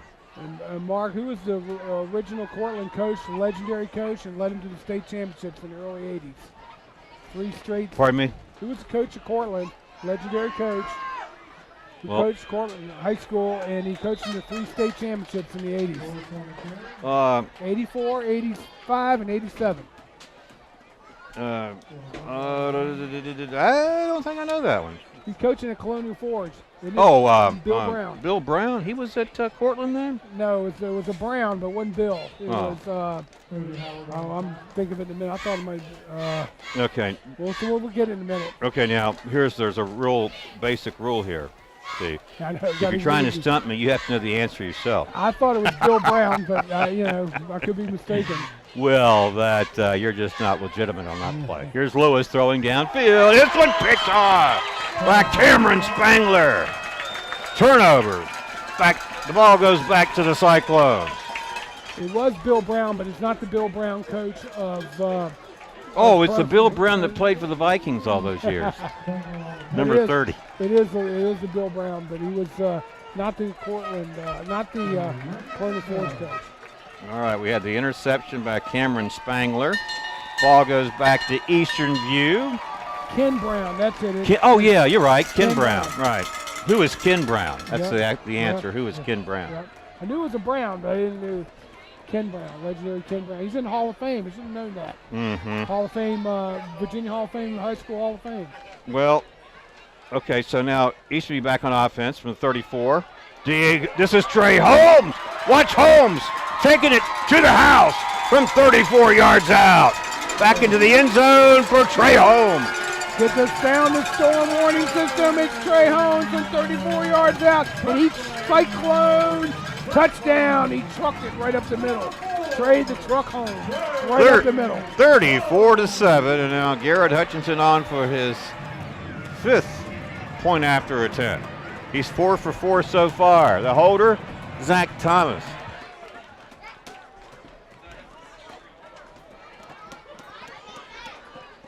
Kick is up and good. He's 5 for 5. It's 35-7 in favor of the Cyclones. And Chris Capello will be joining us before the start of the second half. Chris, last week when we had you on for our pregame show, I sent a compliment your way saying that he was 18-0 in his predictions. How'd you do last week? You haven't lost a game yet? That's something else. So what does that make you, 24-0? And tonight you had Eastern View winning this one 42-0? Yeah. Well, I'm afraid you're way off base. It's 35-7. No, that's pretty good, don't you think? Even Steve, the master prognosticator, has to give credit to Chris Capella for that, don't you? Gotta give kudos where kudos are given. Keep it on the ground. This one takes a bounce and a hop and picked up by number 23. On his feet, trying to fight for additional yardage was Garrett Howard. But I can also say rookie luck, too, you know. Rookie luck for Chris and his picks. Well, so, Steve, you and I like history. You and I like sports. You and I like sports history. And when you think of Courtland, what do you think of? Well, I think of power football, Mark, and very strong teams in the 80s. You know, solid program. They're down a little bit this year because they're very young. You know, Courtland's usually a bigger team, and, you know, you see more players. So I think what's happened to Courtland, though, is that happened in every school in Spotsylvania was all the exponential growth that Spotsylvania County's undergone the last 20 years and 5 high schools now in the county. It's really diluted the athletic talent because you remember in the 90s, Spotsylvania with Tim Coleman was state champions. 1991 to be exact. They were very strong. They were very strong in the 70s as well when they were the only high school. Now, when you have Chancellor, Riverbend, Courtland, Massaponax, and Spotsylvania all in the same county, it really, you know, divvies up the talent pool. Well, you're exactly right. Yeah, Eastern View was just hit with a 15-yard penalty unsportsmanlike. Running back, Zen White, ran into a stone wall, and part of that stone wall lost its helmet. That was big number 77, Jeff Stallings. And when you lose your helmet in high school, you got to come off for a play. No gain on the play by Zen White. And Cody Costello, number 11, went in for Stallings. And, you know, we were talking about Courtland. So, you know, Courtland opened in 1980. Steve, it didn't take them long to begin a winning tradition there. They won their first region title in 81 and their first state title in 82, and they'd only opened in 1980. Right. So they didn't waste any time, did they? No, they were good. Here's Lewis looking for running room, won't find it. Tripped up in the backfield, and making that tackle was Cody Howard. And that was a great play by Cody Howard. That's called an ankle biter tackle. You grab that ankle, that shoelace, and brought him down. Good play. Lost 3 yards in the play. It's 3rd and 13. Clock ticking, 5:35 to play. Here in the second quarter, our score, Cyclones 35, Cougars 7. We mentioned the domination Courtland's had over Eastern View over the years. Courtland's 6-0 against them. Looks like times they are changing beginning tonight. As a running back there, Cameron Taylor gets the call over right side. Got out near the 40-yard line. That which is the original. Well, they move it back now to the 43. So he picked up 5, and it's 4th down and 8. Decision time here for the Cougars. Do they punt it away or try to go for it? I think they got to go for it, Mark. You're down 35-7. You're already in this far in the second quarter. You got to do something offense to change the momentum. And big series here, big play for the Eastern View Cyclones right here, 4th down. Yep, big play for both teams, 4th and 8. Here's Lewis, rolling to his right, going to keep it. Lewis hit hard by Jacob Ashwell, a yard or 2 shy of a 1st down, and that'll turn the ball over to the Cyclones. That was a good open field tackle by Ashwell, don't you think? It was very good job. Contained him, didn't allow him to get that first down. Now Cyclones take over on downs and see if they can go in and score and try to go up that 35-point cushion I talked about earlier in the broadcast. Well, he needed 8 yards. He picked up 5, and that'll turn it over to the Cyclones, who'll have it on their own 38-yard line. And they have 4 minutes and 36 seconds to work here in the second quarter. And, Mark, and I was just thinking, I'm trying to think what team see, this begins district play right here today. This is a district game, so this is a big game that counts. It's like timeout Eastern View. But what I wanted to say is, who's going to challenge Eastern View in the Battlefield District? Other than maybe James Monroe, and they're having a kind of a down year, though. They won last week. They've won 2 in a row, and they're very skilled. They're all coached by Rich Survey, but who is going to challenge Eastern View in this district? I don't see anybody doing it. I don't either. I mean, you have, King George hasn't won a game. Caroline, they're 2-2, but they haven't really played anybody. They played a couple mediocre teams and won. They're getting better. Spotsylvania, I don't see really challenging. Chancellor's had down here. He's already beat Chancellor. And now they're wasting here late in waste Courtland. Like I said, it's going to be very interesting to see who challenges them. I think the challenge is going to be for Eastern View when they get to the playoffs. And you've talked about how loaded the 4A, their region is. Yeah, and what gets me is, but here's what I'm getting at, my point, is that if Eastern View, which we think we go through the regular season undefeated, the way they're playing, I don't want to jinx them, but they've not really been challenged. So how is it when they're going to get challenged in the playoffs? How do they respond? Yeah, we'll see. Lowry, quick strike near side. Zach Thomas, he's got it. And he's lifted up into the air and brought down near the 40-yard line. Came down to one knee. He didn't want to come down on that. And making the tackle for Courtland was number 23, Garrett Howard. They mark it to 40. So Thomas picked up 3 yards. It's 2nd and 7. Clock continues to run. 4 minutes, 10 seconds and counting here in the second quarter. Again, 35-7 in favor of the Cyclones. Matt Lowry, the quarterback. Trey Holmes on his side. Diego Hunter now the man in motion. They give it to Holmes. Straight ahead. Bounces off the pack. Fumble on the play and right into the hands of number 16 of Eastern View. That's Quinnell Tyree. Yeah, but that was, like I said, that would have been a fumble. Now, if that we had replayed, it would have been called back because Holmes' knee was on the ground. But in high school, there's no replay, and that's the first down. Do you think – I sort of thought the ball came loose before his knee hit, but I couldn't see it. I mean, it was close. It was very close. But, Tyree there for the heads-up play to recover for the Cyclones. They have it 1st and 10 now from their own 48. Hunter back in motion. Lowry throwing downfield, looking for Noah Proctor. He's got him at the 25. Noah Proctor steps out of bounds inside the 10-yard line. And that's really the first time we've called his name tonight, and we called in a big way here. And they're going to say he stepped out, Mark, at the 10-yard line, not the Well, that's okay. That's a 38-yard pass play and a first down for the Cyclones, and it looks like they've got it right at the 11, so it looks like they can get a first down without having to score here. So it's a 37-yard pass play, 1st and 10 from the 11.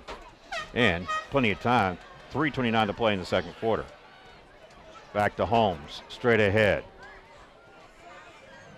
And he ran into big number 79, Greg Fields, who held on and slung him backwards. Greg Fields, number 79, stands in at 6'3", weighs 372 pounds. There he is right there.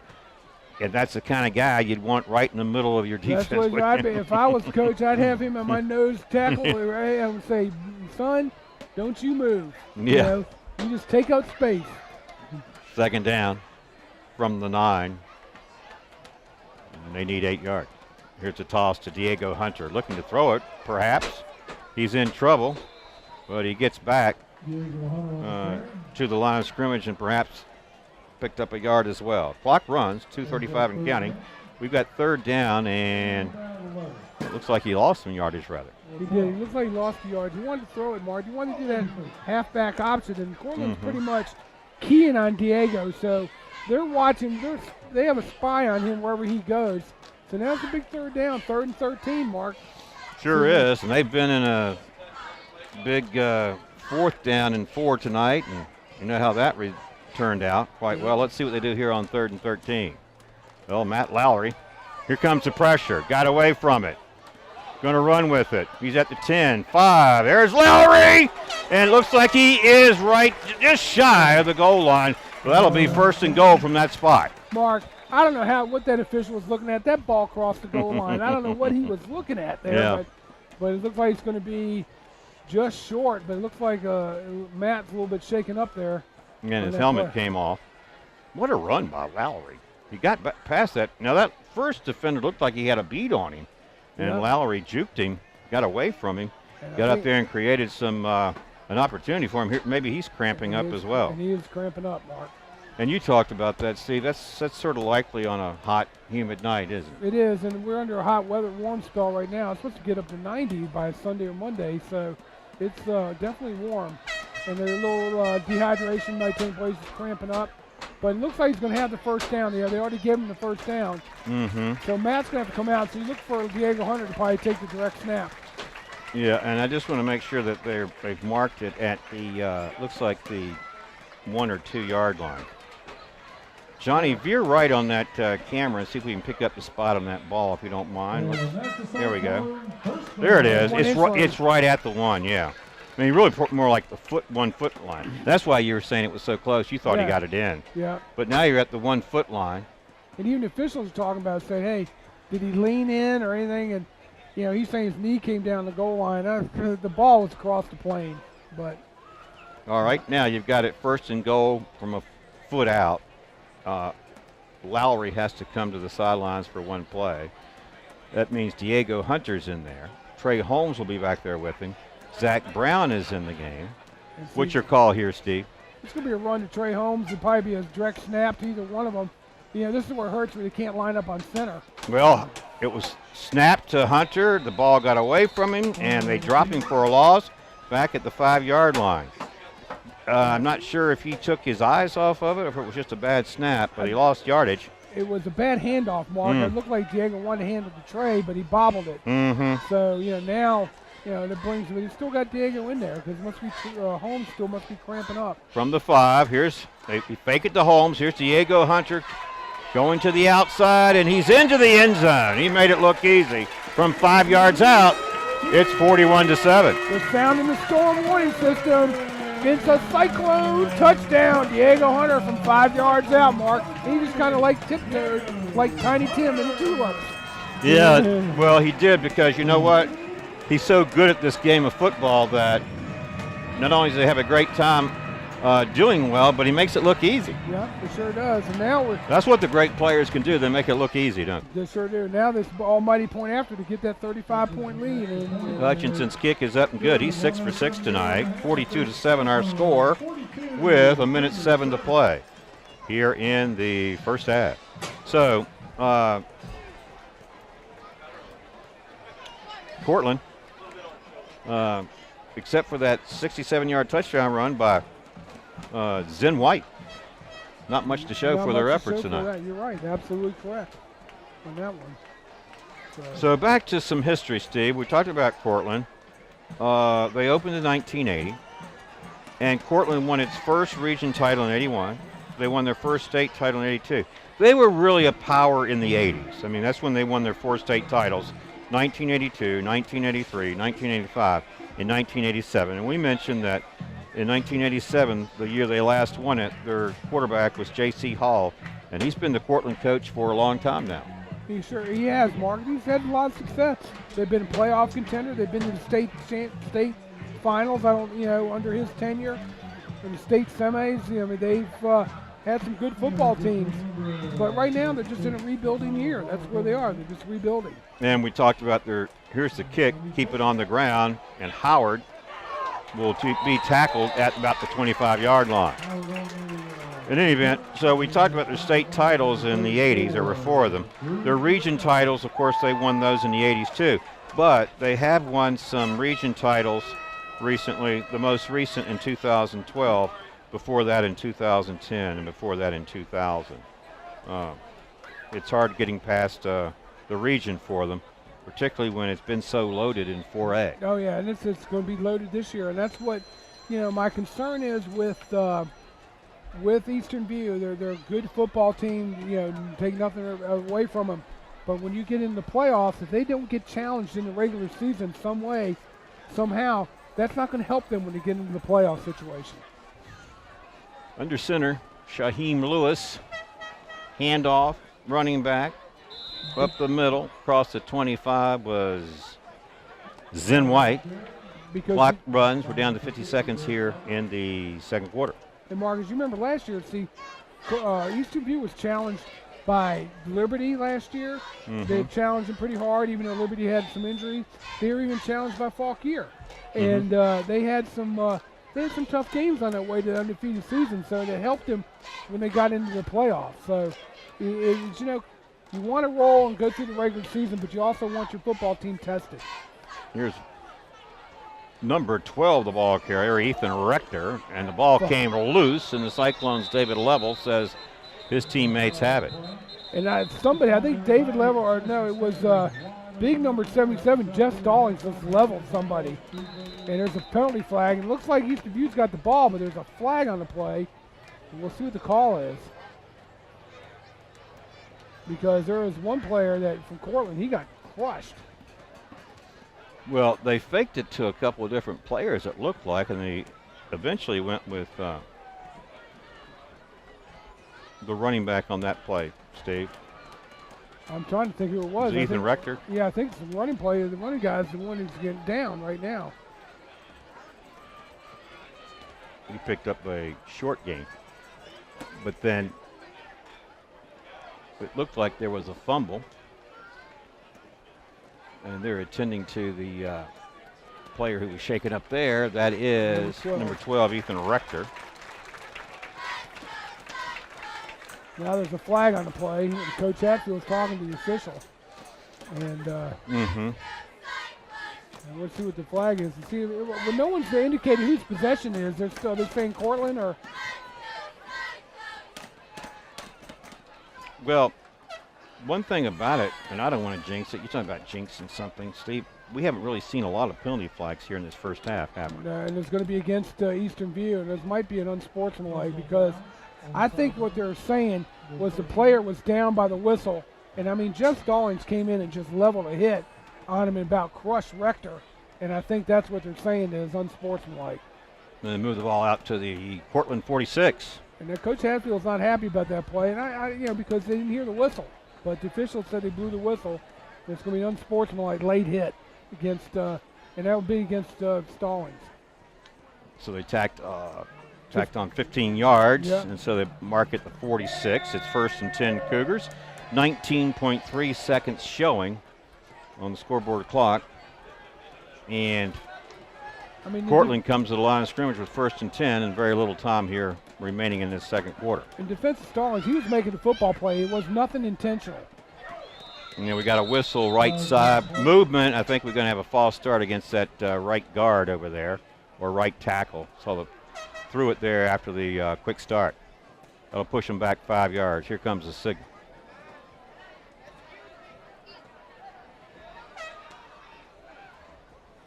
A little explanation to go along with it.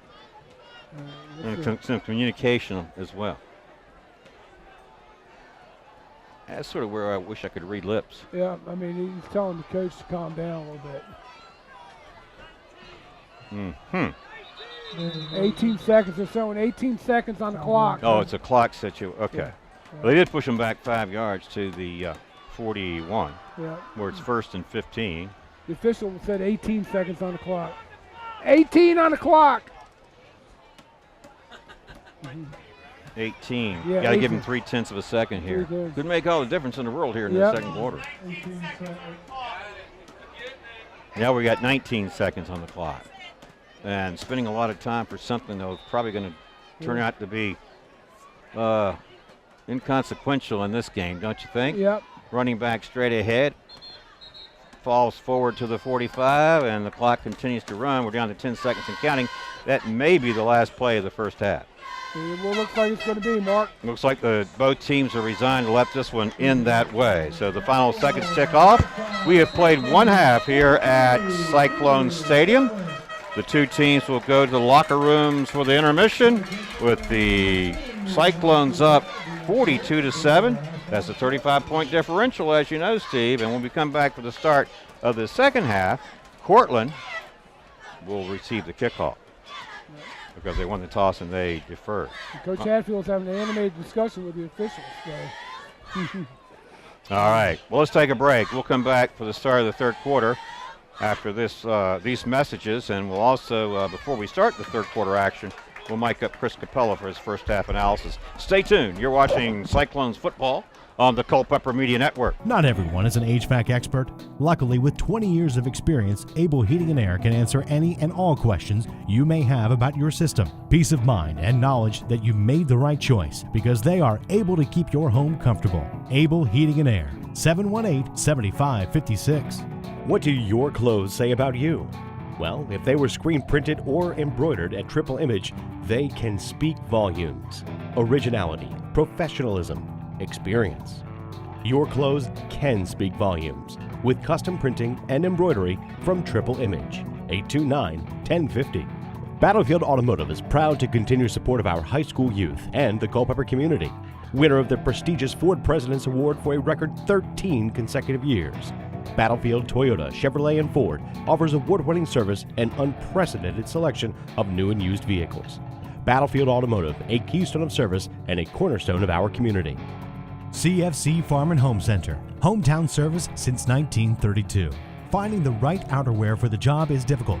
Luckily, you'll find Carhartt clothing, Red Wing, and Irish Setter boots. From head to toe, it's easy to outfit with CFC Farm and Home Center. Found in Sons Funeral Chapels has made it their business to provide solutions during difficult times for over a quarter of a century. During that time, they've also made an investment in our youth through football, basketball, softball, baseball, lacrosse, skateboarding, and 4-H, among other projects. Good luck to tonight's teams and do your best. Every lifelong relationship starts with day one. At Virginia Community Bank, we'll talk about how you can bank with us for life. With 40-plus years of experience in Culpeper and beyond, it's our privilege to help clients achieve their goals, short-term, long-term, and everywhere in between. Bank with us anytime. Bank with us for a lifetime. All right, Chris Capella joins us now. Chris, great to see you. Thanks for having me, Mark. It's going to be abbreviated, but, thanks for joining us. And what's your analysis of the first half? A lot of creative offensive formations for the Cyclones today. They're doing a good job getting some of their skilled players in space. And then defensively, really what we've come to expect. They're shutting down the run. Portland's a run-heavy team. They're doing their job. You play who's on your schedule. Today it's Courtland, and Cyclones are doing what they normally do. They're rolling. Interesting stat. You had them at 90. You had Courtland 94 yards rushing. But total yards. Yeah, well, 94 total. One passing yard in there, yeah. But 67 on that one touchdown run by Zen White, rather. And other than that, Eastern View has been virtually flawless. We're going to see more of it here as Eastern View will be kicking off. And I know it sounds like a broken record at this point, but can you say continuously running clock? I think we're in for. Hey, have a good second half, guys. Thanks for having me. Thanks a lot, Chris. Here's the kickoff here to start the second half. And the return man is Shaheem Lewis. And not going very far. They're going to mark it at the 36-yard line. All right, Steve, welcome back to the broadcast as we start the second half. What do you think we could expect here in the third quarter? Well, you're going to expect running clock, because Eastern View's up by 35 points. But I think you're going to see Eastern View still sticking to their offense mark and still trying to run their formations and just concentrate on the fundamentals and don't let up. Don't take your foot off the gas. The other thing is that the big concern I was talking to people at halftime is this team ever going to be tested during the regular season? Well, maybe not, but they're going to play what's up against them. And Cameron Taylor, I believe, the running back on that play. And Eastern View defense, good penetration, and no gain on the play. And, you're going to, that's the biggest thing. Eastern View can't control its schedule. Its schedule is what it is. It just happens that this year perennially the Battlefield District is one of the strongest districts in AA football in the state, but this year they're down. In Eastern View, I don't see them being challenged very much during the regular season, and that doesn't help a team because you want them to be tested going into playoffs. But it's still early. It's only the 5th game into the season. All right, here's Lewis rolling to his right. He's in trouble. He throws downfield. Got a receiver at Eastern View 45-yard line. It is number 15, Addie Burrow. Will move the sticks for the Courtland Cougars, and we talked about a continuously running clock, 35-point differential. Courtland would look to change that up if they can. Yeah, they would. I mean, Jeremy Yates was defending that play. It looked like Jeremy just couldn't get his head turned around quick enough because he was in position. If he just turned around a little bit with that hand, he would have knocked that ball loose. 1st and 10 Cougars from the Cyclone 45-yard line.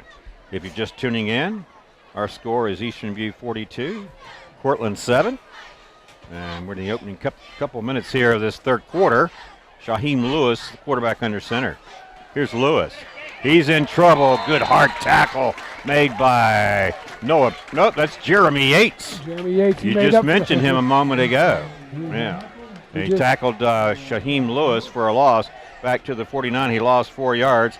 2nd down and 14 coming up. Go ahead, Steve. Jeremy made up for that defensive play on the pass with a good tackle right there.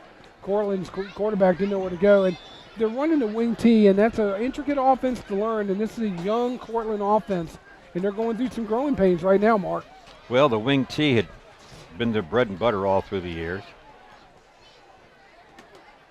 Here is the running back, DJ Jones. He was trying to get to the edge, and the Cyclones strung that one out nicely. They stayed home, dropped him for no gain on the play. Now we'll have 3rd and 14 coming up.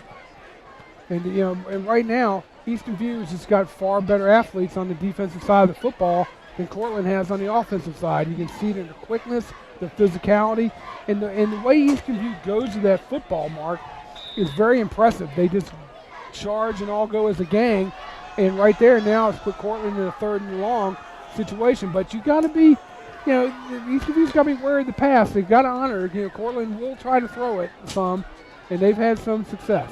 3rd and 14. Shaheem Lewis rolls to his right. Won't get a chance to pass it. He'll have to keep it. They'll tackle him to the original line of scrimmage, which is the Eastern View 45, and that'll bring up 4th and 10. Like I said, this game is going to go quick with that running clock. Yeah, we're already down to 8:20 and counting. It seems different because, when we're over in the Valley, Turner Ashby at 35 clock, they would stop on this possession for some reason. And then they just start to back up. But here, you run the clock continuously. Well, we're talking about who's going to test Eastern View. If you looking at the schedule I have, and assuming it's still accurate, I don't think there's any changes to it. What about James Monroe possibly testing? That's the only one I see, Mark. I really do. That's the only one I see testing. But James Monroe is good offensively, but they're not historically good on the defensive side of the football. All right, here it is now, 4th and 10. Cougars on the Cyclone 45-yard line. Shaheem Lewis this time in the gun. Throwing to a receiver out there. Nothing doing. The ball dropped, and it would have resulted in lost yardage anyway. And so now Courtland will turn it over on downs, and we'll see Eastern View's offense for the first time here in the 3rd quarter, in a quarter that is going to be moving rather rapidly. Already down to 7 minutes and 29 seconds to play, and it feels like we just got started. Yeah, and then they're going to start. The only time it stops is to change the possessions, which it does, and then it's going to immediately start as soon as the officials whistle. And he's going to start the clock right now. So now it's going to run. All right, Matt Lowry comes back into the game. Number 24, we will see Jalen Veeney at running back, spelling Trey Holmes here in the 3rd quarter. And the Cyclones will start this one on their own 45. What kind of stats do you have for Trey Holmes? I know he's over 100 yards. All right, here's Lowry. Gets away from the pressure. Jukes the defender and gets out to about midfield. Lowry, good footwork out there. Running the ball out to midfield. He picked up 5 yards. We'll bring up 2nd and 5. I think that was directed for Chris Capella, wasn't it? Yeah. The stats. I know last week when the team switched running backs, Trey Holmes had like 11 carries for 117 yards. Steve, that's 10 yards a carry. It sure is. And that's the sort of thing we just see him do. Here's Vini, his first carry, straight ahead, got behind the line and pushing the pile forward. He got inside the Courtland 40-yard line. That'll be a first down. Right at the 39. And the clock, we're almost at the midway point here in the third quarter, and I swear it seems like we just started 2 minutes ago. Yep, it's going to be continuing to run. From the 39-yard line, Cyclones have it 1st and 10. And I look for Eastern View just to try to keep it on the ground, Mark. I really do. I mean, there's no sense of trying to pass the ball when you're up 35 points. And they do keep it on the ground that play with Jalen Vini, and the Courtland defense stopped him for no gain. And clock, we're under 6 minutes to play in the third quarter. Our score, 42-7. That was the final score last week against Brentsville District. And I think the Cyclones are averaging 48 points a game after scoring 56 in each of their first 3. Like I said, Mark, they're steamrolling right now, and I don't see them stopping next week against Spotsylvania. Exactly. All right, they fake it to Vini. Lowry keeps it. He's tackled for a loss in the backfield. I don't know if that was play by design or if it was a bust. I think it was a busted play. I think he was looking for Jalen to take it, and Jalen didn't take the ball, and Matt had to eat it. Because it looked like, at first I said, what are they doing play action for? And but now it brings up 3rd and long. See what they can dial up here. 3rd and 14 to be exact from the Courtland 43-yard line. Is Eastern View. Matt Lowry back there with Jalen Vini. Zach Thomas, bottom of your screen. They've thrown his way 2 or 3 times tonight, but had a hard time reaching him until just now as he catches it inside the 30-yard line, down to the 25. And that pass was on the money, and if it is, you know Zach Thomas is going to make the catch. And he picks up first down yardage at the 26-yard line. Mark, he couldn't have said it better. I mean, he went to his go-to receiver, Zach Thomas. He knew Zach could get the ball. He's going to be a possession receiver. Got in that Courtland zone, was able to sit right down in there, and Matt found him with a perfect pass. From the 26. Little play action. Now here's Diego Hunter. Gets behind his blockers, waiting for something to develop. Not much doing. He did get down to about the 21 or 22-yard line for a pickup of 3 or 4 yards. We'll check the spot here in just a moment. It's going to be 30, 25, 22. So he picked up 4. 2nd and 6 from the Courtland 22. And already under 4 minutes to play in the third quarter. See, I've got to get a commercial spot in here at some point. The clock won't slow down. It will wait for no one. Fifth straight game that Eastern View's had a running clock in the second half. There's Vini making a move and then fighting his way for more yardage, and it takes a host of him to stop him. They never do take him to the ground. But he got inside the 10-yard line where it's going to be 1st and goal. And he just charged up there, calling him Jalen Meanie Vini. Meanie Vini. And Jalen, the big mean Vini. He just the bean runs mean. Yep, he just came right up in there and powered his way up there. He wants to show the coaching staff, too, that he can play, and they know he can play. He's a bigger back than Trey Holmes. He runs more straight up right. I like for him to get a lower center of gravity, but he's doing a good job up there, too. They call it a 8-yard line. Back to Vini, straight ahead, makes a move, and he's into the end zone after the cut from 8 yards out. And it's Jalen Meanie Vini from 8 yards out. Sound the storm sirens. It's a Cyclone touchdown. 48-7 with 3 minutes and 1 second to play here in the third quarter. And believe it or not, that was Eastern View's first possession because this clock is just getting away from us. And it's 48-7. Now on for his 7th point after.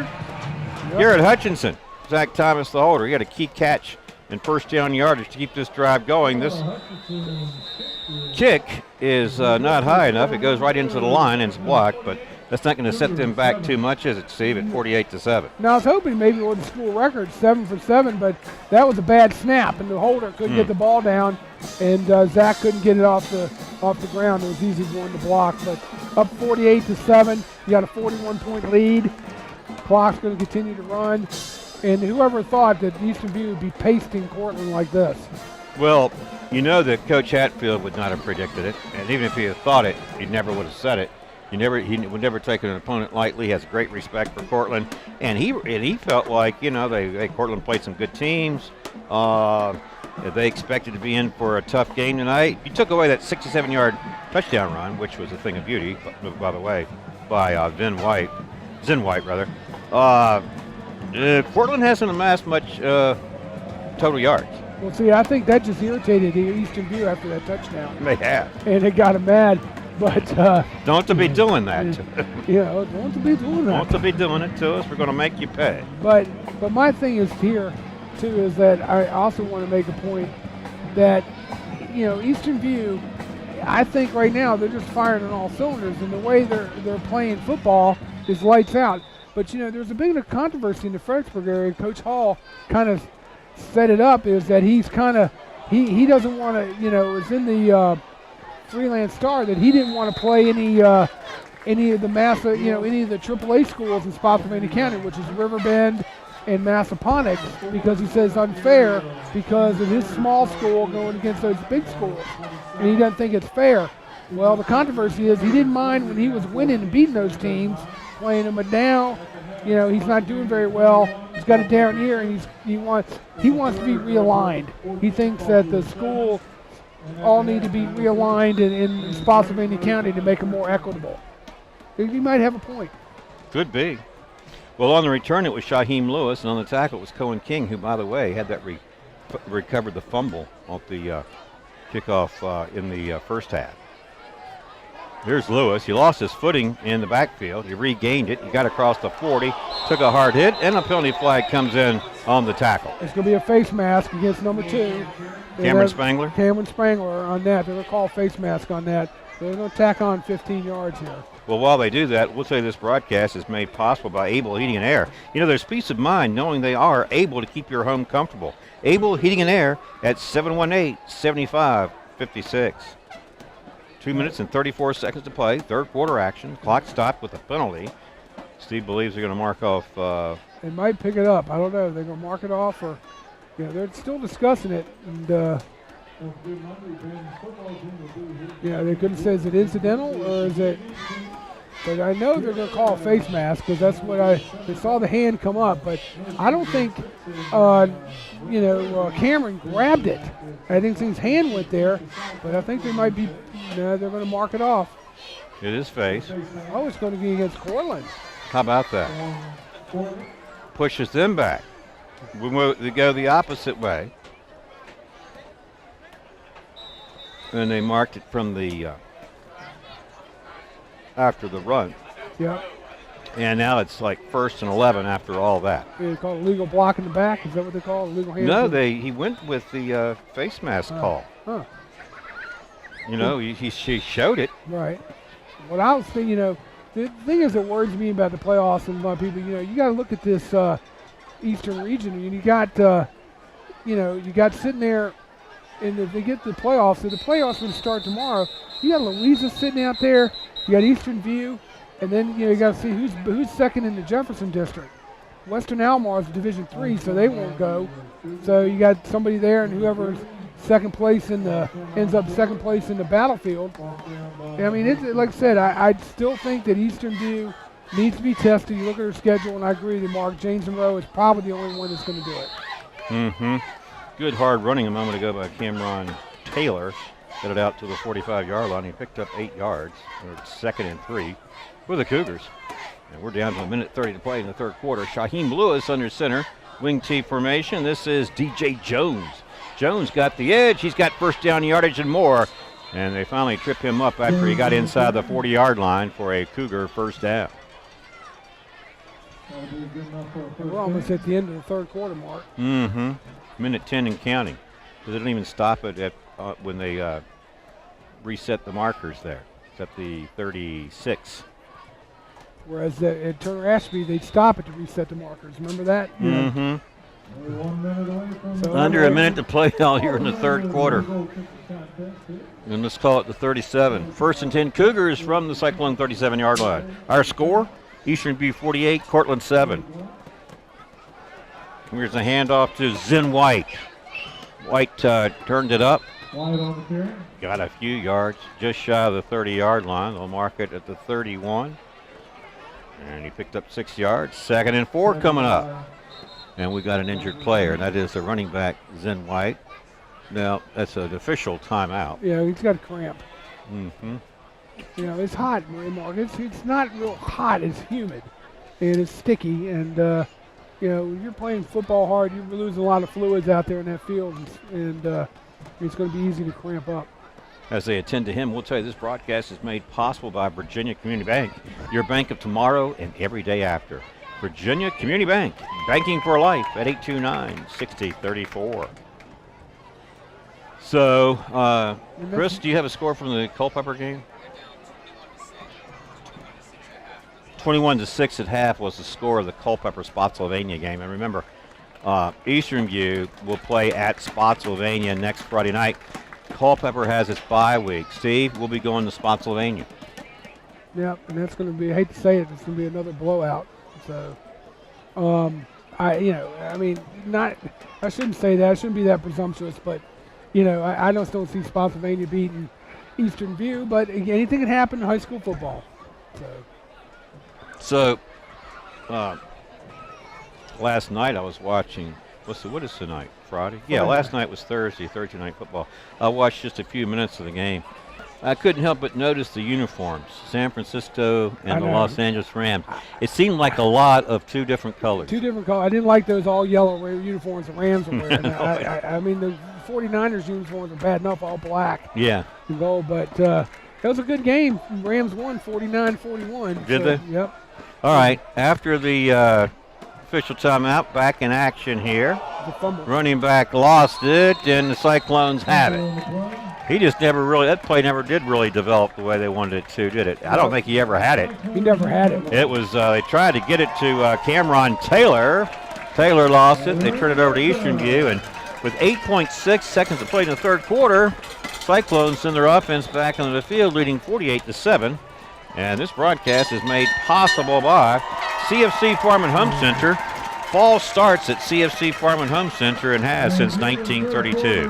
That's CFC Farm and Home Center at 825-2200. Well, in fact, the clock has run down. We've played 3 quarters here at Cyclone Stadium, where our score is Eastern View 48, Courtland 7. We'll take a quick break and come back for the 4th, and what it is expected to be a very fast-moving final quarter. Stay tuned.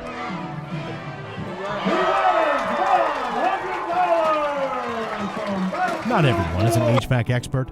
Luckily, with 20 years of experience, Able Heating and Air can answer any and all questions you may have about your system. Peace of mind and knowledge that you made the right choice because they are able to keep your home comfortable. Able Heating and Air, 718-7556. What do your clothes say about you? Well, if they were screen printed or embroidered at Triple Image, they can speak volumes. Originality, professionalism, experience. Your clothes can speak volumes with custom printing and embroidery from Triple Image. 829-1050. Battlefield Automotive is proud to continue support of our high school youth and the Culpeper community. Winner of the prestigious Ford President's Award for a record 13 consecutive years. Battlefield Toyota, Chevrolet, and Ford offers award-winning service and unprecedented selection of new and used vehicles. Battlefield Automotive, a keystone of service and a cornerstone of our community.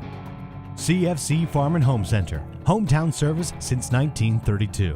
Finding the right outerwear for the job is difficult. Luckily, you'll find Carhartt clothing, Red Wing, and Irish Setter boots. From head to toe, it's easy to outfit with CFC Farm and Home Center. Found in Sons Funeral Chapels has made it their business to provide solutions during difficult times for over a quarter of a century. During that time, they've also made an investment in our youth through football, basketball, softball, baseball, lacrosse, skateboarding, and 4-H, among other projects. Good luck to tonight's teams, and do your best. Every lifelong relationship starts with day one. At Virginia Community Bank, we'll talk about how you can bank with us for life. With 40-plus years of experience in Culpeper and beyond, it's our privilege to help clients achieve their goals, short-term, long-term, and everywhere in between. Bank with us anytime. Bank with us for a lifetime. Back to our broadcast here at Cyclone Stadium. We are set to start the 4th quarter, and Cyclones in possession on their own 31-yard line. It's 1st and 10.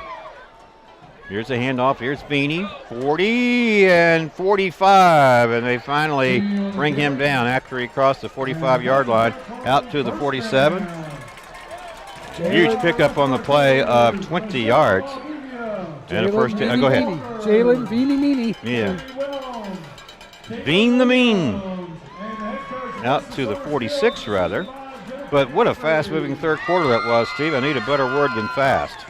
How about electrifying? Yeah. How about fast pace? Yeah, blistering fast. Blistering. Yeah. From the 46. Exponentially fast. Hand off, Jeremy Yates. Yates gets to the outside. They chase him down. Before he can do too much damage, they'll give him 2 or 3 yards on the play. We'll mark it at the 49. He picked up 3. It's 2nd and 7. How about lightning fast, quick fast. Mm-hmm. So, and it's going to be running again. And I think Eastern View this time, they're going to just be content. They're going to take their time, let that clock keep running, and just get to hand the football off. And it looks like who we got under center? Is the Matt still under center? Still trying to call the play. Yeah, Lowry's still in there. Jalen Veeney, the running back. They go 4 receivers, 2 to each side. On 2nd down and 7. At their own 49-yard line. Here's Veeney straight ahead. He's got running yardage and more. He lowered his shoulder, ran through a couple of tacklers, got inside the 40, out to the 37. 12 yards and another Eastern View first down. Well, they just really don't miss much when they substitute Jalen Veeney in for Trey Holmes. What a nice 1-2 punch that is. And plus, they've showed a different dimension tonight with Diego Hunter in the backfield taking some direct snaps. So they're mixing it up. And, of course, they can go to the pass. They had Lowry had 4 touchdown passes last week. Our score tonight, 48-7. And here's Lowry. Again, it's Jalen Veeney straight ahead, knocking people over. And I tell you what, if you're a defensive back for Courtland, you're probably just about tired of seeing Jalen Veeney about this time. Well, I mean, Mark, name your poison. I mean, who you have Jalen Veeney in the second half. You had Trey Holmes in the first half, who just Trey the truck, just going right up the middle. And once they get that second level, they're tough to bring down. And Veeney runs in similar fashion, straight ahead, hard running. Right. He's strong. He'll hit you. He'll put his pads on you before you get your pads on him. And he's moving forward. It takes something to bring him down like it does Holmes. 2nd and 2. Back to Veeney. This time they stuffed that one after he picked up perhaps a yard. But if Jalen can lower his pads just a little bit, get under that pad level, just get a little bit lower, think how much better he'll be, and he'll have a better leverage running that football. He runs still a little bit too straight up. No gain on the play. They stuffed it for no gain. It's 3rd and 2 from the 29. 8:45 to play in this one. 48-7 our score in favor of the Cyclones. Here comes Matt Lowry into the game with the play. And, of course, the Cyclones can take their time, and they really own the clock in this one. They sure do. On 3rd and 2. They fake it to Veeney. Lowry keeps it, and they tackle him for a loss. That was going to bring up 4th and 4. And I get what Coach Hatfield's doing now. He's telling the kids, look, we got the clock. The clock's continue to run. They've got the game in hand. They're not going to lose it. And, you know, why not? Don't try to do something you're not really capable and get hurt. So there's the 4th down. They're going to take their time. If they don't get it, they don't get it. Yeah, he lost a couple yards in the play. Brings up 4th and about 5. Under 8 minutes to play in this one. Long snap count. Trying to draw him off sides. Doesn't work. No, they reset. Jalen Veeney back there alongside Matt Lowry, the quarterback. And they hand it off to Veeney. Veeney's got first down yardage. Got inside the 25-yard line. That'll move the sticks once more. He was 1 tackle away from saying touchdown Cyclones. He was, Mark. And one thing I do like about Jalen, he's got for a big guy, he's got a very quick first step. If you watch him, when he takes off the ball, he's got quick explosion. Yep. There's a good name for fast explosion. Mm-hmm. You know, and he does. He explodes off that football. Jolt and Jalen Veeney. Hey, that's a good one. Hey, that's a good one. Jalen Veeney. Trey the truck Holmes. Yeah. 1st and 10 Cyclones now from the Cougar 24-yard line. Back to Veeney. Shucked 1 tackler. Got inside the 20. Positive yardage. Giving 5 yards. 2nd and 5 coming up. And more importantly, this game, or this quarter, fast approaching the midway mark. 6:40 and counting here in this one. And I hear the Courtland coach is telling the bus driver, fire up that bus. We want to get out of here and get it started. We're coming. Well, I looked at the game results from Courtland and Eastern View over the years, Steve, and I think the closest Eastern View had ever made it was 10 points. That was only once. Here's Jalen Veeney exploding and powering his way into the end zone from 19 yards out. Jolting Jalen Veeney from 19 yards out, Mark. You know, the sound that storm siren warning system is a cyclone touchdown. 54-7. And you know what? And Garrett Hutchinson, this is not a criticism of him. He'd missed one extra point. It would have been 49-7. And now with these 7 points, it would have been 56 to match their season best output, which they've done 3 times this year. Here's the point after. This one's good. 55-7 is our score. And so it's not just beating Courtland, it's beating them in this fashion that is so impressive and such a huge milestone for this Eastern View program. Because I wanted to go through the history with you, Steve. You know you and I like sports history. And so we know Coach Hatfield has been coaching the Cyclones since the beginning, which was 2008. All right, here's the history between these two teams. 2008, they did not play. In 2009, Eastern View lost to Courtland in the regular season, 27-0. In 2010, they played twice, and Courtland won both games, including the Region 1 final, 31-10. They beat Eastern View in the regular season, 24-14.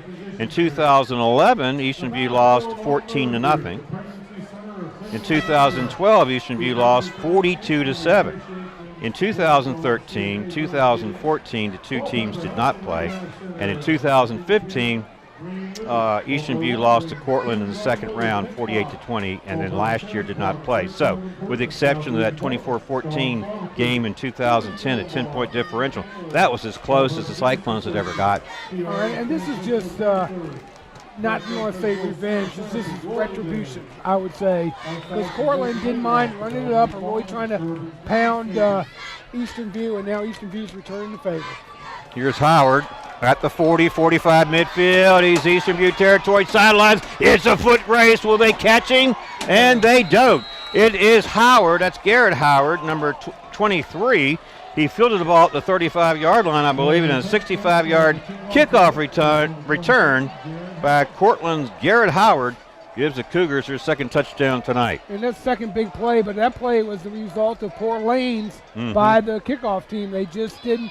When they did that little squib kick, they didn't close out here on the sideline. They didn't use the sideline as an extra defender and let him have that alleyway, and the rest of the defenders took a bad angle and couldn't get him. So, you know, like I said, now 55-14 doesn't change the outcome very much. But no, it really doesn't. It maybe gives Courtland a little sense of pride that they were able to get 2 scores. Ryan Lynch on for the point after, and this one is no good. 55-13. Steve, let me share a story with you about a game in 1964. You know, I'm writing a book about Andrew Lewis football, right? In 1964, Andrew Lewis won a state title.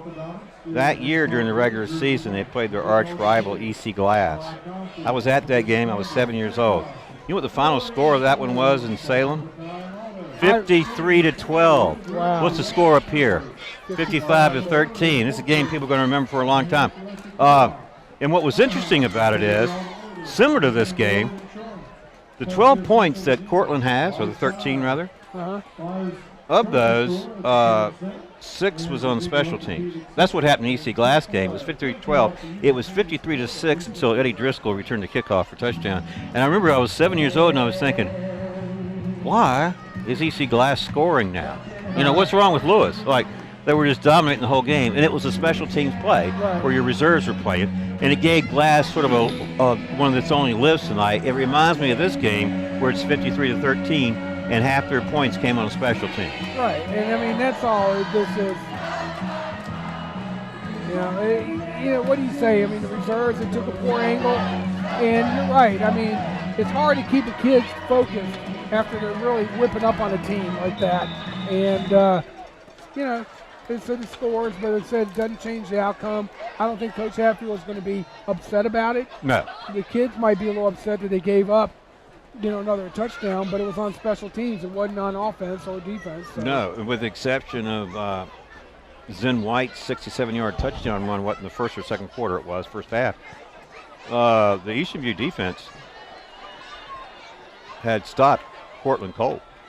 And again, the second touchdown comes on special teams, and after the kickoff return, Diego Hunter brings it back out across the 45-yard line, and 5:55 to play. Another, just look at the clock, it's almost gone again. Right. And Coach Hatfield's probably telling his offense right now, look, we're not going to throw the ball. We're going to run the ball. We got the running clock. I would take the full 40 seconds you have to get off the play. Keep letting them just run, and just sit there and just hand off to Jalen and just let him, run the ball and get some offensive linemen, some backup offensive linemen, some chance to play. It looks like they did. They've got a lot of reserves in there now, Mark. Well, number 44 is one of them, and his name is Jamison Woodard. You got number 66. You got Jacob Suter in there, and you got 70. Jason Southern's in there. Offensive line. So number 44.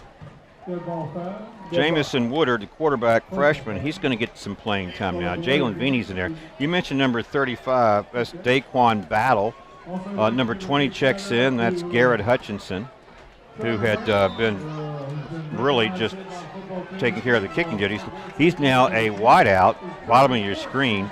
Top of your screen is a wide receiver by the name of Caleb Hayes, number 27. So the reserve's going to work. Go ahead, Steve. Here's Veeney. We got number. And a penalty flag comes in as he gets he gets 5 yards from the 40. Go ahead. And it looks like number 50, Cesar Alamonte in there in the offensive line. Mm-hmm. But that's going to be against, it looks like it's going to be against Courtland. Might be a face mask against Veeney. Veeney's coming off a little bit limping. Steve, Aaron Henson is in there as a wide receiver. Now, he started as a defensive back. Now he'll get some reps as a wide receiver.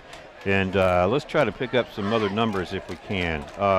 Did you say Eduardo Flores? Yeah, yep. And Cesar Alamonte. Yeah, but he's number 74. He's in there. Yeah, Flores. And it looks like Hutchinson's the quarterback, isn't he, number 20?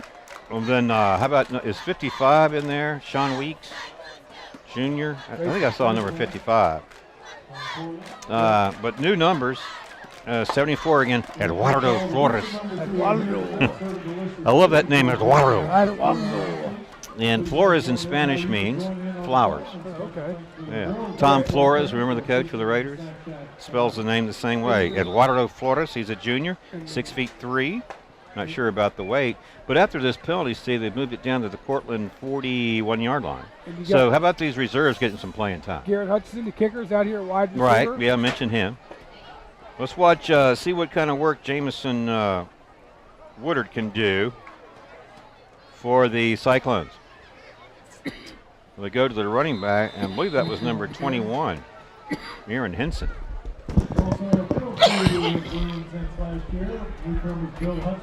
Hey, Henson, no gain on the play.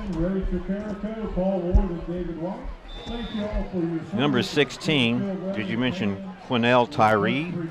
He's at wide receiver, bottom of your screen. And you mentioned 21, Aaron Henson. Yeah, 27, Caleb Hayes, wide receiver, top of your screen. 55, Sean Weeks. You got him. So you got them all in Sean there. Weeks, yeah. But what a nice option and luxury to have if you're, we got a fumble on the play on a bad exchange, and Courtland has recovered it. Well, one of the things you get when a slew of reserve players are in is that they don't have the timing and synchronicity your regulars have, so you're going to see that sort of thing. But what a nice luxury for a team to have this many reserves in to play about 5 minutes of football for you. Yeah, here. it does good for your football team. It does good for the morale, and also, and also gives some players some playing time in case they're a backup in case the person ahead of them goes down with injury. Mm-hmm. So Courtland will have it on its own 42. We have 4 minutes and 21 seconds to play. Clock stopped for the moment. Our score, 55-13 in favor of the Cyclones.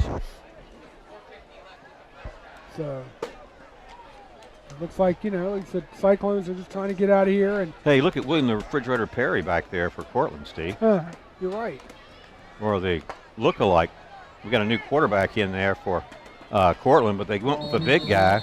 I couldn't help but compare him to the refrigerator. You remember how the Bears used the defensive tackle in the backfield in situations. Yep. During that 1985 championship year. The fridge. Yeah, the fridge. Well, I mean, it makes sense. Big guy, you know, it's going to be hard to bring down. Maybe use them as like a bulldozer to bulldoze his way in there. So, let's see. I'm trying to pick up his number, but he is huge back there, sort of reminiscent of the refrigerator. He's blocking for the running back who tries to go wide. He got back to the line of scrimmage, maybe a guard in the play. Eastern View defense still very stingy late in the game. Number 4, if he had executed that fake and could hit that ball, he had nobody. Everybody was going to the ball. He had a whole clear lane, but that would have been Donovan Gill, who had been the quarterback, Steve, and was replaced by Shaheem Lewis a week or so ago. So line of scrimmage now, the 46, 3rd down, and 6, and the clock down to 2 minutes and 45 seconds and counting. Well, look at this huge running back there for Courtland.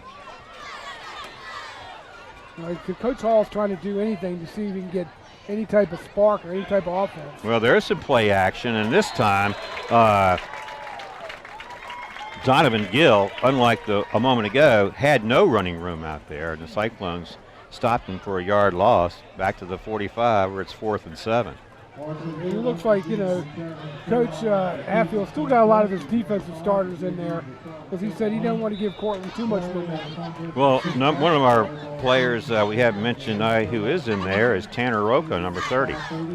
Number 34 is in there now for Eastern View, Drew Serena. Right. You know, with those Serena brothers. Yeah. Before him was Brett, and before him was Logan. Yep. Under 2 minutes to play here in the 4th. Gill. Left-handed hit as he throws the ball. It's going to be short, and no one's going to catch it. And that was an uncatchable ball. And again, the clock's going to continue to run. And 4 looked like he took a pretty good hard hit. And a turnover on downs with 1:46 to play. Well, this broadcast is made possible by Battlefield Automotive, a keystone of service and a cornerstone of our community. That's Battlefield Automotive at 547-3673.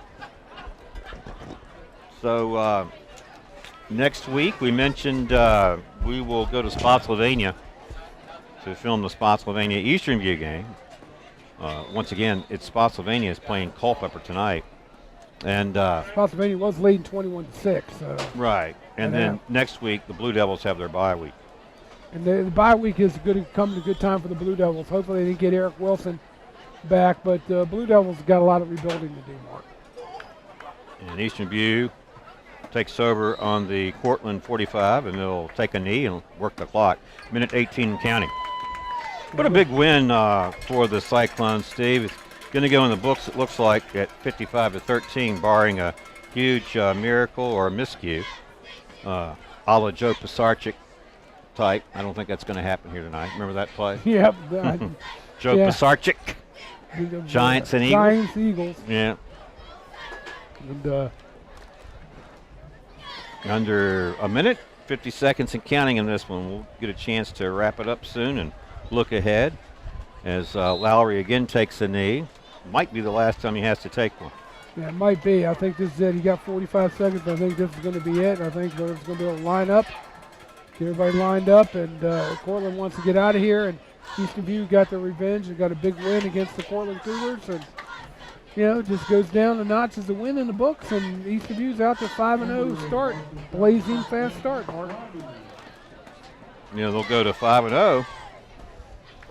Chris Capella, good to see you. Thanks for your insight, as always. Look forward to reading your articles. Way to keep those predictions going. Yep. Yeah, he's something else. Well, the final seconds are ticking off, 5 and counting.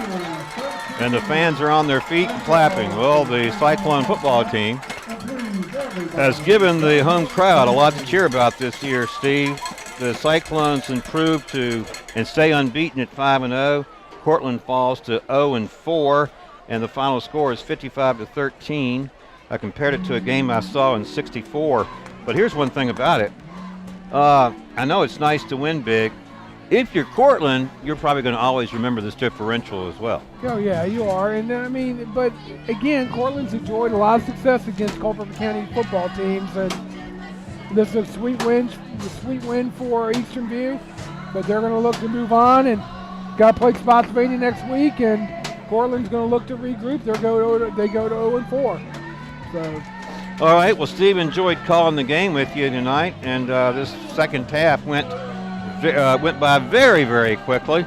Welcome back to the broadcast, and I know we'll look forward to working with you and seeing you again next Friday. Your final thoughts before we go off the air? The Eastern View train rolls on, Mark, and they're looking very impressive. And I think, like I said, who's going to challenge them? Who's going to challenge them? That's the only question I got right now. Who is going to challenge the Cyclones in the regular season? In the regular season, I don't see and anybody we doing said it. maybe James Monroe. Maybe James Monroe. But you're thinking probably not King George. Not King George. All right. We're 0-4 going into the night's game, so right. It's you just have to see. Well, one of the things, Steve, we get to do when we come to Eastern View High School for a game is we always get to see Coach Hatfield's dad. Yep, and that's true. always uplifting, isn't it? He's a good guy. He is a good man. It's always great to see him. All right. Well, that's going to do it tonight for us from Cyclone Stadium. Or once again, our final score, Eastern View 55, Courtland 13. Again, next week, Eastern View travels to Spotsylvania. We plan to be there to film it, and the Blue Devils have a bye. For Steve Peacock and Johnny Krawchuk, I'm Mark O'Connell saying thanks for watching and supporting Cyclones football on the Culpeper Media Network. Have a great weekend, everybody. We'll see you next time.